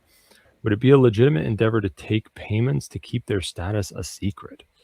You'd then both be harming the PAZNIan social commons in the propertarian perspective. You would probably be seen as having some duty by nature of your vetting as a cool guy to out such people, no? I always respect questions, including, and I've certainly entertained more off-topic questions than this. To me, there's something a little cringy about talking politics and philosophy, and I kind of try to not do it too much on my show. But yeah, me and Charles have been talking about this stuff that I think maybe neither of us even understand, but I think we just like intellectual masturbation. So we're doing that in the main PAZNIA chat. Now he's gone out of his way to ask me a question in the radio network so that I have to sync to being philosophical and political on my show. Thank you, Charles. You deserve that. You've earned that. Do I recognize legitimate... Okay, there's a bunch of questions in here. Any legitimate damages done by speech that would warrant retaliation?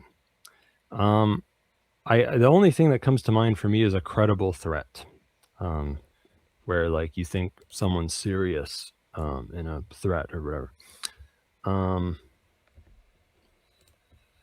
Is it merely is it credible activity merely harmless non-physical speech to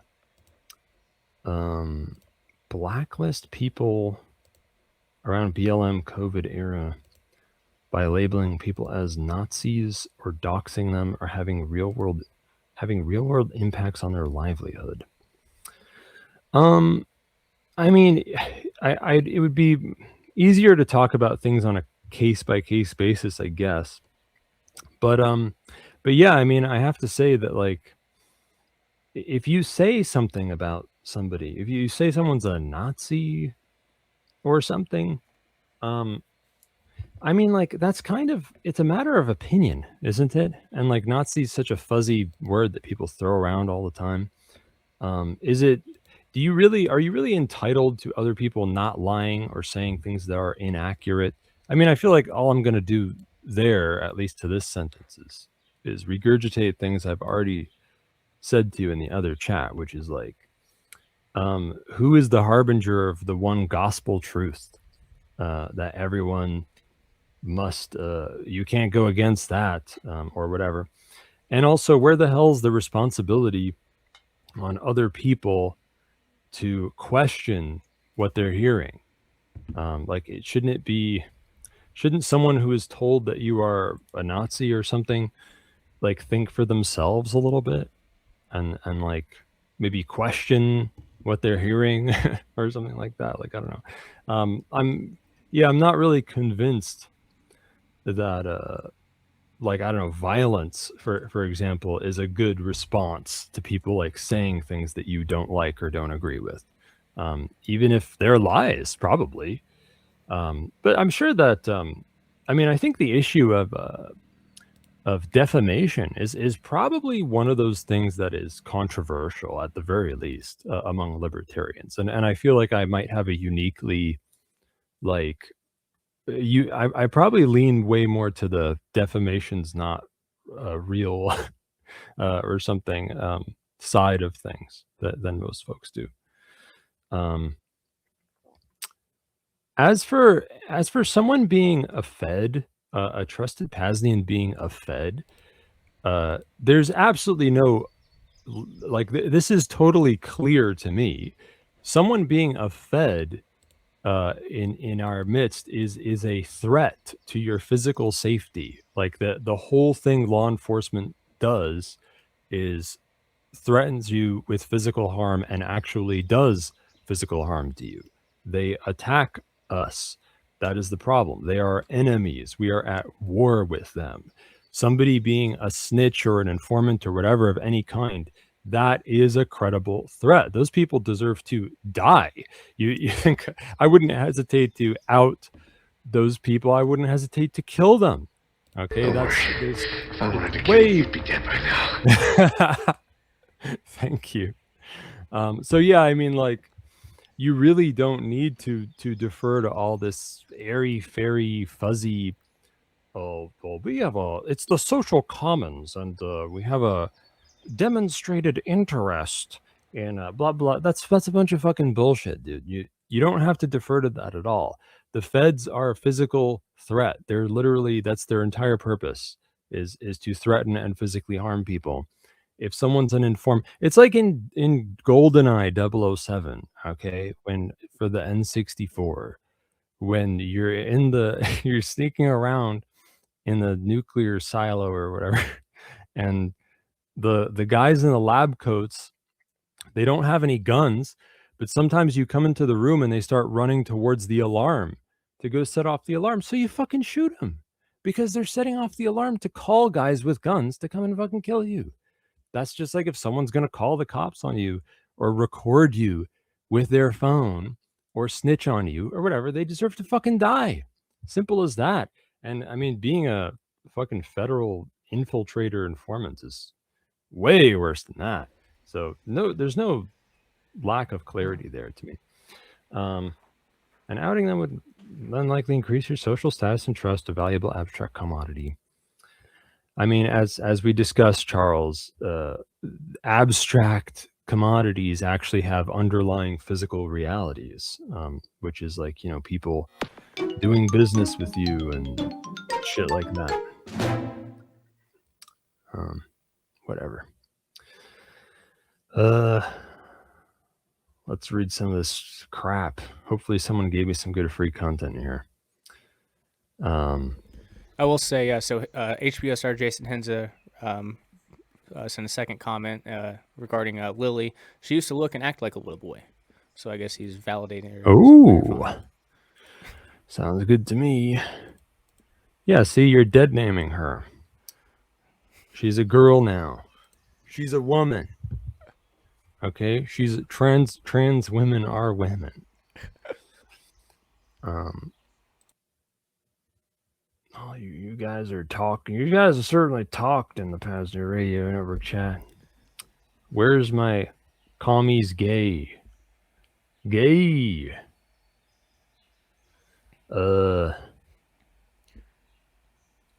Evil equals gay. I just started sensing I must become Christian priest. There we go. Blah, blah, blah. Can't believe you people are polluting the PAZNIA Radio Network chat with this political crap. Keep it in the normal chat.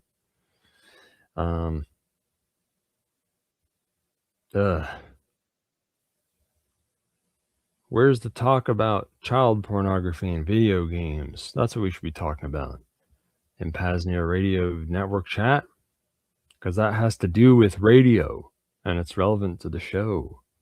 Oh, look, someone linked Thought Crime Trap House in here. The long-awaited new issue of Thought Crime Trap House. It's obviously Thought Crime, boss. Thanks for the advertising on the last episode, Thane. Much appreciated. That's right. He's seeking donations to migrate off of Paragraph, and he lied about the last post being his last post on Paragraph. He has since made a new post on Paragraph. And he is e-begging at xmrchat.com/thoughtcrimeboss. Speaking of which, speaking of e-begging and advertising, I'm contractually obliged to do this every 2 months. I mean, twice a month at least. You should go to agorist.market. You ever heard of that?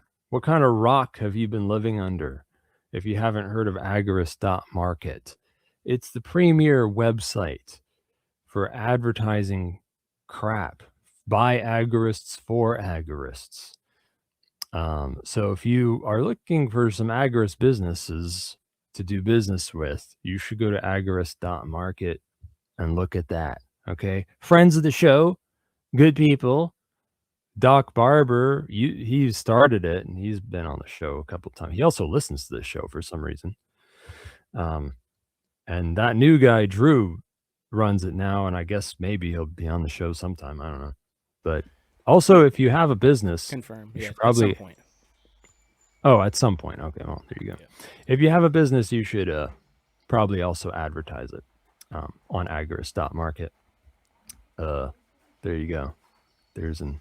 Also, go to libertyunderattack.com/painthane to get your grubby little paws on Pain Liberator, which magically makes your pain go away when you spray your dick or whatever. It doesn't have to be your dick. It's probably not telling you to do that. I don't know why you're bringing that up, but there's a new version of it called Pain Liberator MG12 or MiG12 or how are we supposed to say that? Rayo2, it was just supposed to be cool branding, like Pain Liberator MG12, because that's the element, the periodic you say elements. MG. Yeah, like magnesium. And the reason. Yeah, because it's okay. It's gay as fuck, but I didn't just call it DMSO. Pain Liberator magnesium. That was lame. So. Well, I think I see your thought process now, because the G is lowercase on the periodic table, but I still guess you would say MG.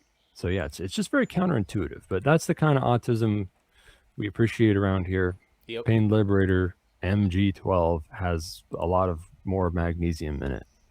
About 8 to 9 milligrams of spray after calculation. 8 to 9 milligrams of magnesium per spray, which sounds like a lot. I'm pretty sure you're going to get it even higher in later versions of it.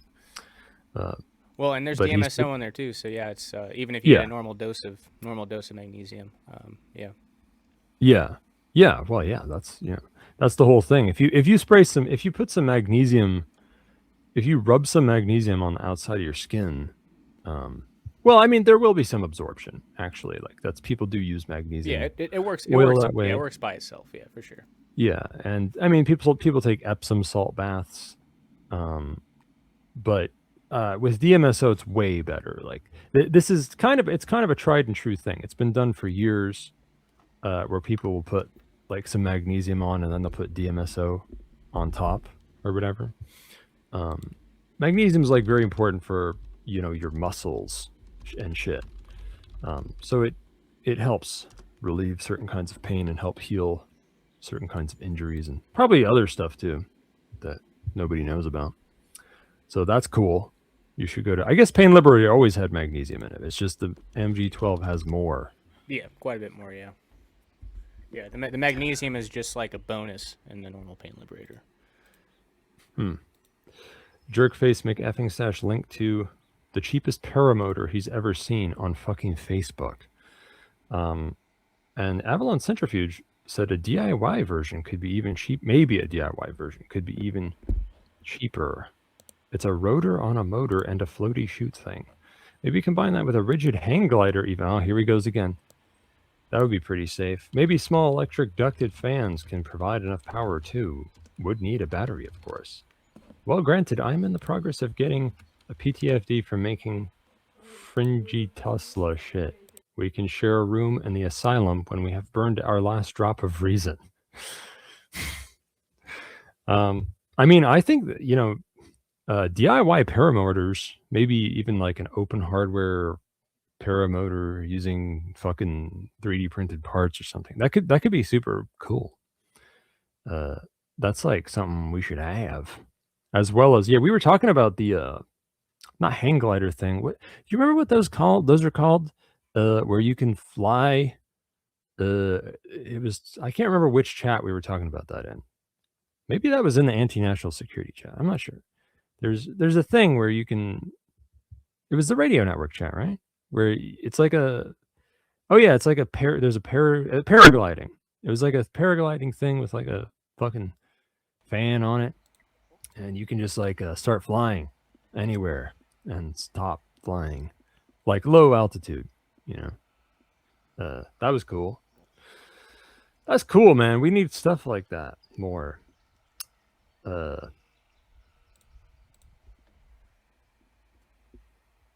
I have PTSD from building a coffee roaster, post-traumatic fabrication disorder. Yeah. You know, an airplane is just a motor, fan, fuselage, and a couple wings. John Galt is making fun of Avalon Centrifuge for simplifying engineering tasks. I feel like a paramotor is probably easier to make than a plane and less catastrophic when it fails. So I don't know if that's comparable exactly.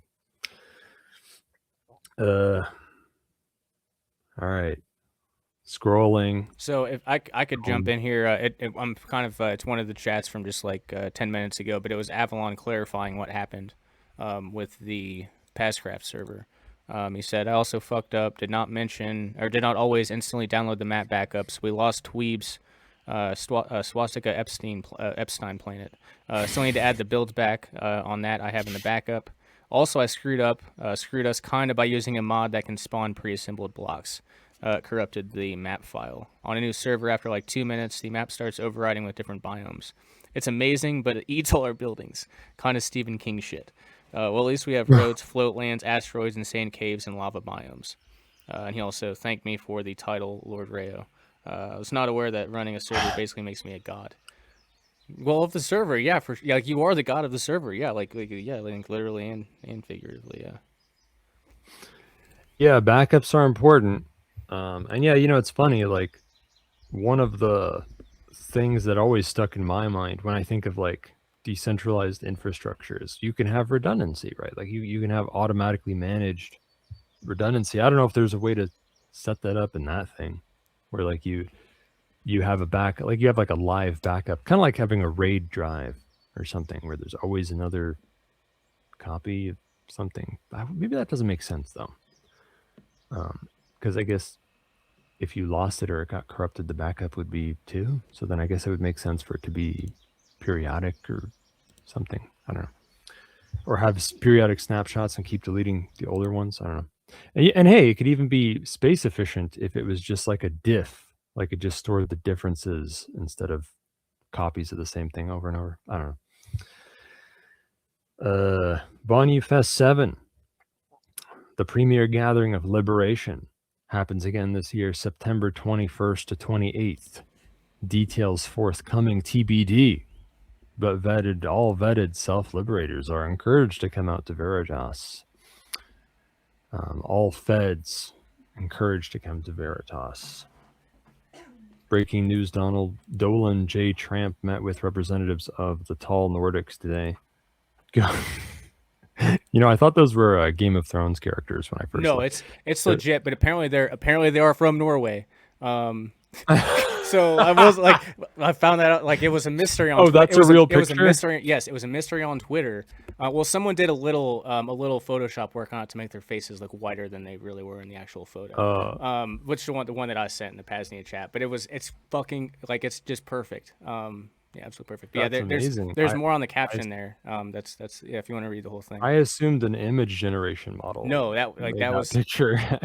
I saw the legitimate one today, and it looked pretty normal. They are taller than him though. They are tall Nordic people. Whether they're time traveling aliens or something, I can't tell you. Time traveling humans, but. General Willie 2's intel indicates they may be planning a joint operation on the PAZNIA radio network broadcast tower. They've done it before. They have, yeah. It's happened a couple times. Are you a committed, highly autistic player of the PAZcraft? If so, log on during the Self-Liberation Saturday stream and join the show. I'll be sharing gameplay throughout. Well, I guess I should have paid attention. Speaking of which, I didn't even. I can do that right now too while you're talking about it. I didn't even read what is happening today on the stream after my show, so I didn't. Wow, I really fucked up today. It's really the worst. It's the worst prepared show I've done in months. All right, finally we have intentional free content from Magdul Bendal. Comment. The sound effects have successfully reduced my attention span by 30%. Now I have 0% remaining. You're welcome. Comment. Can you repeat that, please? I was not paying attention. You'll have to let me know what I was saying that you didn't hear. Comment. How can we exploit racism for our purposes? I guess that is retarded. I don't know. Why do these foreigners murder disabled people? I mean, who wouldn't? Also, funny how it is evil when Mr. Bomoji from Africuse does it, but when their own government rapes people, they are all saluting like the little Nazi trash they are. That's kind of a good point in a way. How can we exploit racism for our purposes? I think we've already seen examples of this. We have an honorable, beautiful, intelligent friend, okay, who makes clips of the videos and argues with me on the internet by the name of Charles, one of the most valuable members of our community. That is apparently a racist. Yeah. He's exploited his racism for us. I don't know. Racists are very helpful. What about Hans Hermann Hoppe and all those people who like him, right? Like that's the angle, right? Like Nazis need to know that being a Nazi is not the best way to be a racist, because most Nazis don't actually care about. Most Nazis don't care about socialism. They don't even really care about nationalism. They just want to be racist, and that's something I can work with, right? Because they can have intentional communities, right? And it's the freedom of association and dissociation. Our way is the best way for them. It's the only way for them, actually. So I don't know. To me, it's kind of obvious how to befriend racists. There are racists like anarcho-capitalists and market anarchists and so forth. It's a matter of personal choice. Yeah, and I think I agree with you about like why foreigners murder disabled people. I think it's just fun. And also like they're so offensive. They're offending you all the time. Like they're like like, and like don't know what they're doing. So it's like it's just annoying. And yeah. But well, like me and Charles were talking about, it doesn't matter whether it's an African or whether it's a government. Raping people is just good. And might makes right. And that's something we can all agree on and get behind. Comment. Sorry, that was out of character for me. What I actually meant to say is I hate brown people. Yeah, as if your skin is as brown as the dawn. You think I don't know about you, Fagdool? Question. Should we make more cheap housing? Like discardable houses like for rocket-powered hermit crabs? I mean, yes. Obviously, yes. What do you think, like shipping container houses and shit like that? I mean, the building codes are such bullshit. Houses can be cheap as hell, especially if they have rockets on them. I mean, that doesn't make them cheaper. It just makes them more fun, I guess. Comments. Cheaper. So let's make it from titanium that I will mine with my bare dick from a mountain in the Arctic. Question. How extreme can we go with agorist air vehicles? I feel like air is powerful, but how do we gain supremacy? I think we need air benders from Avatar, The Last Airbender, air nomads. You're talking about air nomads, right? I think we can go all the way. I don't know. It's just a question of what order it has to go in. Right? Like to what degree does being in the air help you kill the government versus killing the government helps you be in the air? I tend to lean towards the latter. I think it's more like killing the government helps you be in the air.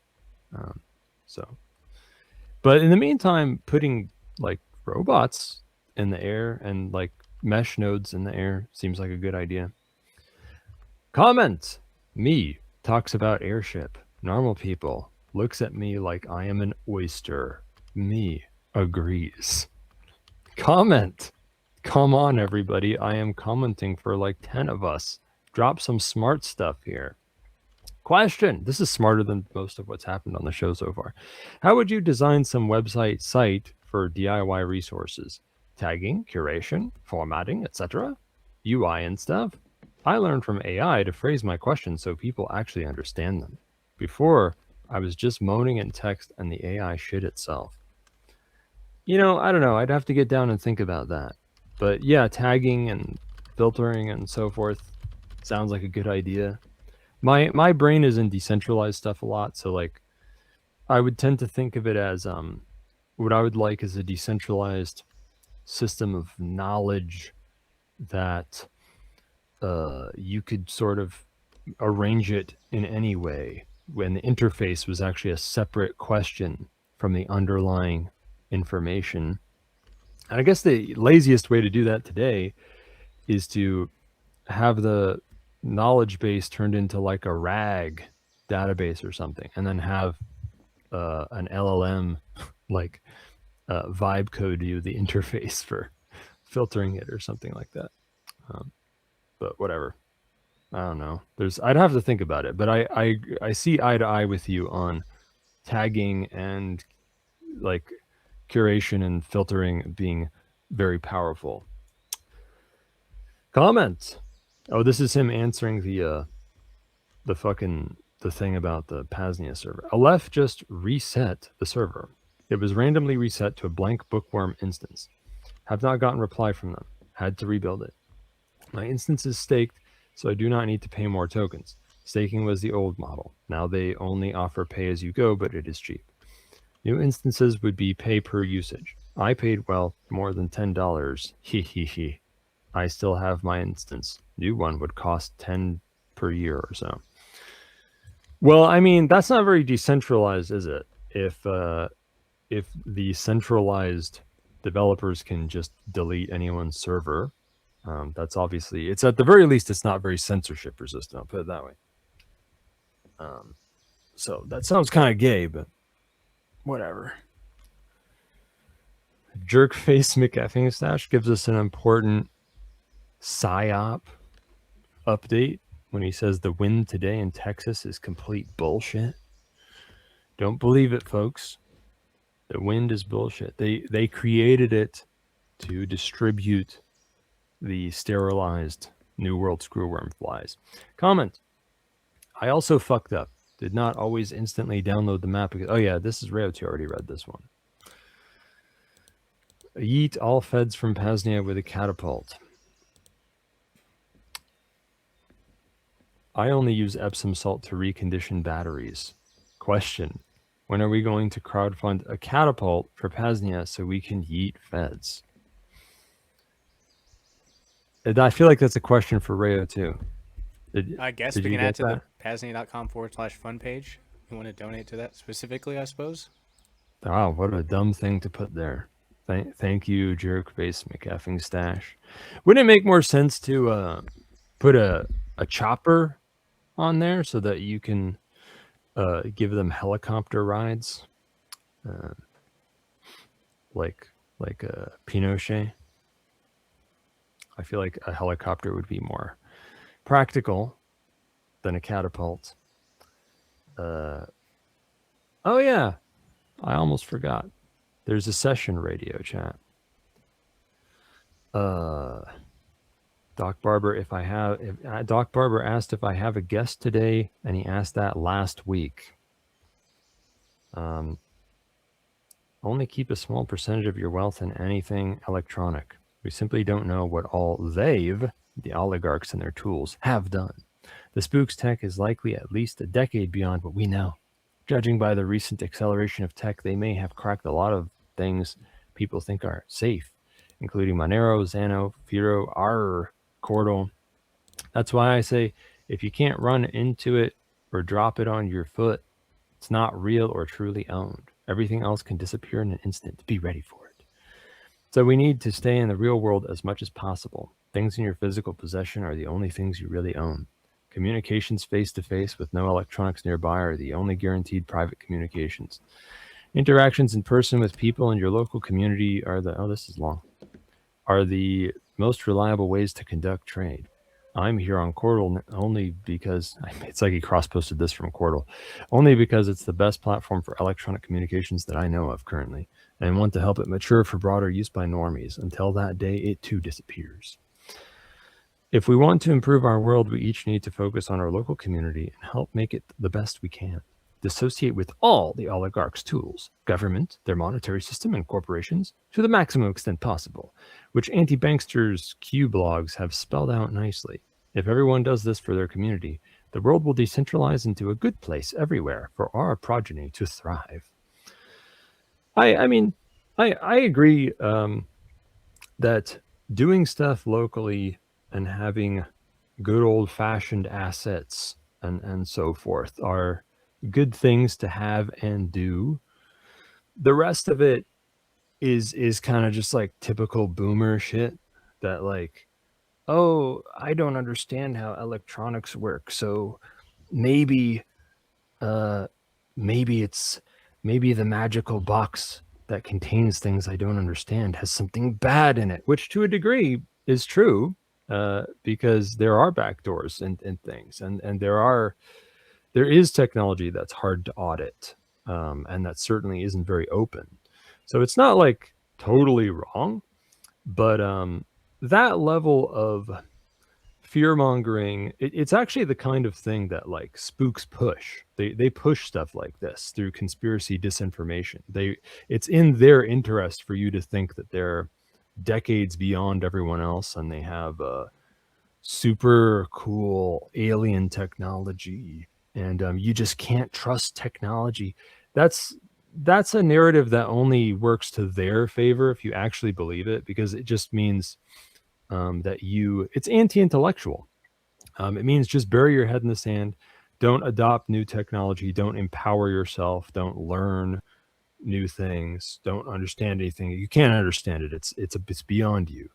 It's too smart for you. And like, that's not, that's those who win are not going to be those who adopted that strategy. Like, I mean, to take that to an extreme, like look at primitivists, for example. Like anarcho-primitivists can never have what they want until insurrectionary agorists build a world where they can have what they want. They can't build it for themselves because you can just like shoot them all or something because they just have sticks. You know what I mean? And that's basically just the only difference between that and And this stuff, like fear mongering about technology, is it's a matter of degree rather than type of error. With that said, there are like concerns coming down the pipeline.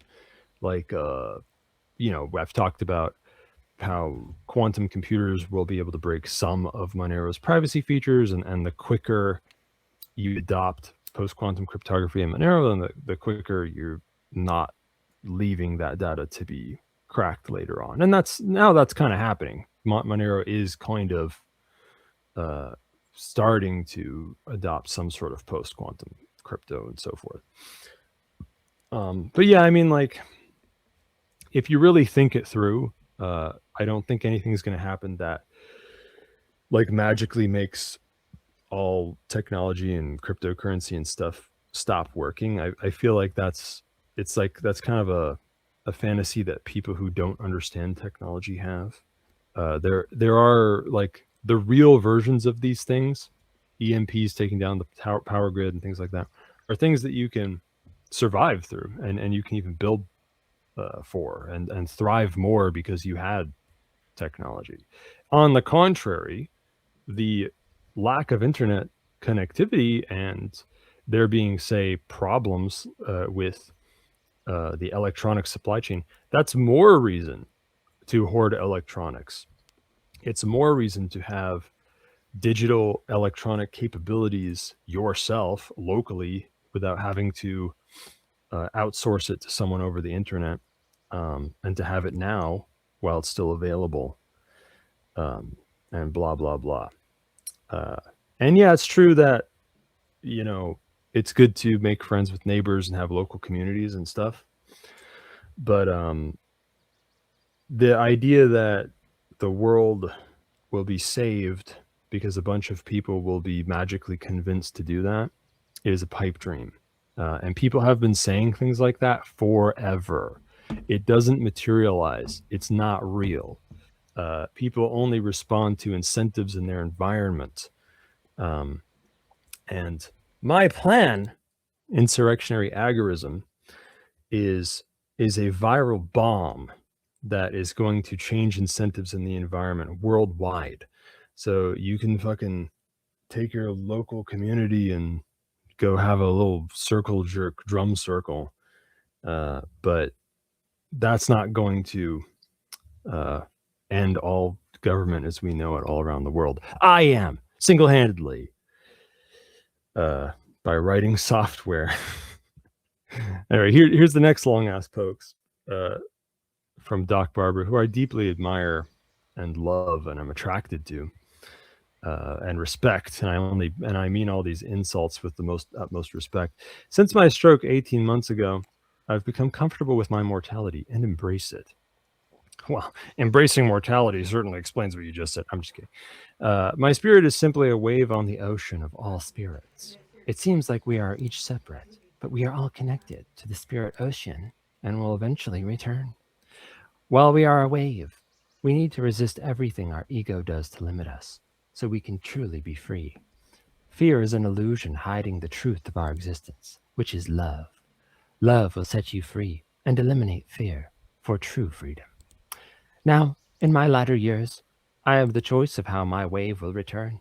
It could simply fade away, as most do. But instead, I choose to crash upon the shore of tyranny and hopefully help displace it a bit. If you're not a little bit uncomfortable with your position, it isn't radical enough. How can you be too principled? Take the most extreme position you can. You're claiming territory you won't have to fight for later, mostly against your allies. I guess that was from someone's article. Freedom is Phoenix. Yeah, that's cool. And then he linked the YouTube video. A podcast I published a few weeks ago titled A3 Podcast 1, Thoughts on Defenses Against Oligarchs' Aggression. Thank you, Doc Barber. All right. Oh, you guys talked in the chat some more. But you're just talking about cactus butt plugs and question. Oh no, I already read that. Well, Kyle made Reardon it and past myself the 5 p.m. mark. Yeah.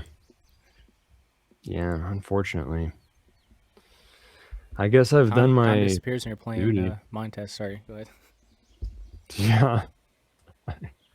And you know what? I'm gonna throw in more news at the end, okay? Because there was something I glossed over at the end of the news last week because I had to rush through it, and it kind of came up again. And it's like, it's not utterly unimportant. Right on. Here we go. Yet another fishy drone breached an Eastern European country outside Ukraine and Russia. This has happened a few times lately. This is why I want to bring it up. This time it was a drone in Latvia, and some French NATO fighters were sent to take it down. It looked an awful lot like it could have come out of Russia, but that is quite convenient because, lately these have kind of felt a little like Ukrainian Nazi CIA nigger false flags or something. Last week, these all happened in the span of a few days. The Romanian apartment building was hit by a drone. Those drone boats were just floating up to the coast of Romania near an oil refinery and exploding. And now this thing. And it's all up in the air, but if I were to guess, it kind of feels like it could be false flags by Ukrainian Nazi CIA niggers, and they want everybody to think it's the Russian state. And I'm sure the Romanian and Latvian states would be complicit in saying that it is. There has been a lot of talk, even from me, kind of about like the Ukrainian CIA niggers being kind of better than the Russian state for drones, or at least being on the cutting edge. The gap is not as big as some would have you think, of course. Like Russians have learned a lot from the CIA niggers with the drones. Indeed, I think the Russian state's been playing a role behind the scenes all along in helping the Iranian yogurt with drones, and also maybe helping aligned insurgents such as those in Iraq or Lebanon. In any case, if those plucky sand niggers can do such a great job picking up drone warfare with or without help from the Russian state, it's safe to say the Russian state has likely picked up drone warfare fairly well themselves. But I think they're trying to play that a little closer to the chest. Everybody knows these pre-World War III wars are like prime time for gaining intel on how the big players might fight in World War III. So they have to strike an awkward balance between testing things out and keeping things kind of secret, at least a little bit. It's 100% true the Russian state wants to invade other Baltic countries in the near future, maybe the very near future. But it would not shock me if the Ukrainian state, aka the CIA, wanted to push it forward, or at least kick up more fuss about it in NATO and the EU. That's it. Go fuck yourself. Do you have a quote or a poem, Rayo2? Because I didn't bother quote to or a go. poem? Well, I mean, I can summon Jack Bauer anytime. That'd be my quote probably at this point. Yeah, do that. Okay. Don't worry. If I wanted to kill you, you'd be dead by now. It's very Thane-ish. Yeah. So short and sweet. Kind of. Yeah. So your guest plugs, the guest plugs are lbry.PAZNIA.com. Well, yeah, that'd be keep a lookout over the next, coming weeks. And that should be further developed. Yeah, that'd be the big one, lbry.PAZNIA.com. And just stay tuned with everything happening with the PAZNIA Radio Network. Schedule's building out on Saturdays, and I'm loving the progress, and I think considering we still have listeners throughout our ramblings, I guess they enjoy it too. So I guess that's good. Yeah, if I wouldn't listen to this crap, but thank you. And there's also PAZNIA.com/PAZcraft. Is that right? There is, yes. For the mind test server. Yeah. And go to PAZNIA.com/SimpleX to find all the chats, especially the anti-national security chat, if you want to help me with my mesh network dreams. And if you know anyone who's going to be military age, which is a male age 13 to 25, anywhere from now to 10 years from now, Tell them that we're on TikTok at PAZNIA Radio. I am also a super serious, competent, focused, powerful, sexual, passionate security and privacy consultant. You should hire me. Go to vonupodcast.com/CD and talk to me on Session or SimpleX. I don't know what's happening on the next show. Do you know? Do I have a guest or anything? I can't remember. Well, he's gone. So I think next week, pulling up the calendar here. It's the 20th. Yeah, the 20th. Okay. I think it's Max Hillebrand. So Max Hillebrand. Shit. So next week, Max Hillebrand will be on to talk about his book. It looks pretty. It looks pretty good. Did you send it to me? I think I did. But it is called. Let me see if I can find his chat real quick. It looks like a solid book. Vonu's mentioned in it. Max. Yeah. So He'll be with that's us. right. Max Hillebrand, the Wasabi Wallet guy, the guy that I called a snitch on my show, wants to be on my show again. Yeah, he reached out. Yeah. That's what it's called. The Praxeology of Privacy. That's right. The Praxeology of Privacy sounds like it's up my alley. I should probably read it so I know what I'm talking about. Or at least take a look at the table of contents or something. Yeah. Yeah, there you go. So, just look at the table of contents. So Max Hillebrand will be on the show next week to talk about his new book, The Praxeology of Privacy. I'll leave you with a quote from Jack Bauer. If I wanted to kill you, you'd already be dead. Self-Liberation Saturday will keep going for some hours still with some sundry deprogramming. I don't know what. Did you want to tell him? Do you want to tell him what's on the stream today? Because I didn't actually bother to look. Cough syrup in the baby bottle, you know. Yep, I just muted everything. So coming up here, and I guess just like maybe a little over an hour, the PAZNIA audiobook, a proposed model for the Second Realm Network, will be playing. Which I'm always playing audiobooks. I'm never sure, but that's Shadrach heard that audiobook play on the PAZNIA Radio Network and came out to Midfest, and a lot has blossomed from that. So we're going to start out. We're going to start out with that this evening, and then close out with the Restoration Trilogy by Kyle Reardon, a really great.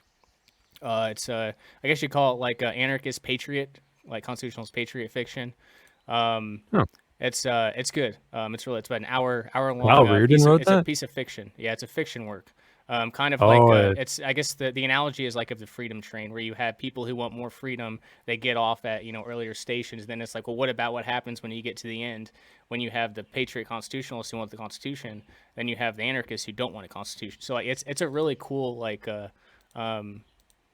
really really cool story. I played it quite a bit on this network. It's kind of like some of the Bill Cooper stuff. It's very very deep and hidden. But it's Oh, that's really cool good stuff. Wow, so it actually sounds like there's going to be some good stuff on the stream today. Yep. So and maybe don't touch more, that bile, maybe more DOS. PAZcraft even too. So yeah. Yeah, maybe more PAZcraft streaming as well. So don't touch that dial, boss. Stay tuned and stay frosty.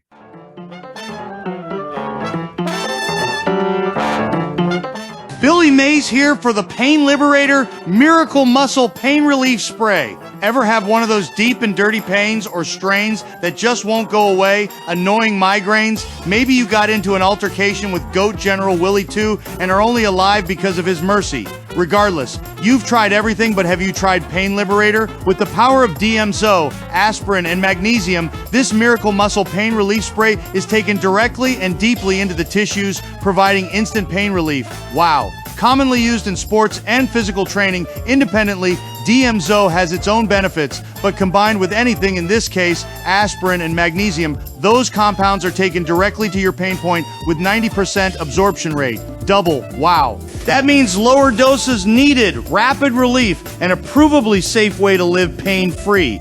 Just visit libertyunderattack.com/pain to place your order today.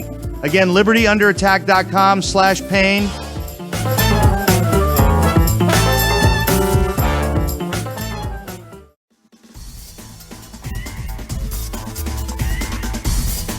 Billy Mays here for the Pain Liberator Mini, the newest product available via Liberty Under Attack Publications. It's the same original Miracle Muscle Pain Relief Spray, just mini DMSO, aspirin, and magnesium blended with Doc Barber's high-quality colloidal silver water. Ready for your hiking backpack, the unfortunate circumstance of having to fly, or if you'd just like to try it out before buying the bigger jar. Visit libertyunderattack.com/mini. Again, libertyunderattack.com/mini and find the pain relief you're seeking today. Again, libertyunderattack.com/mini.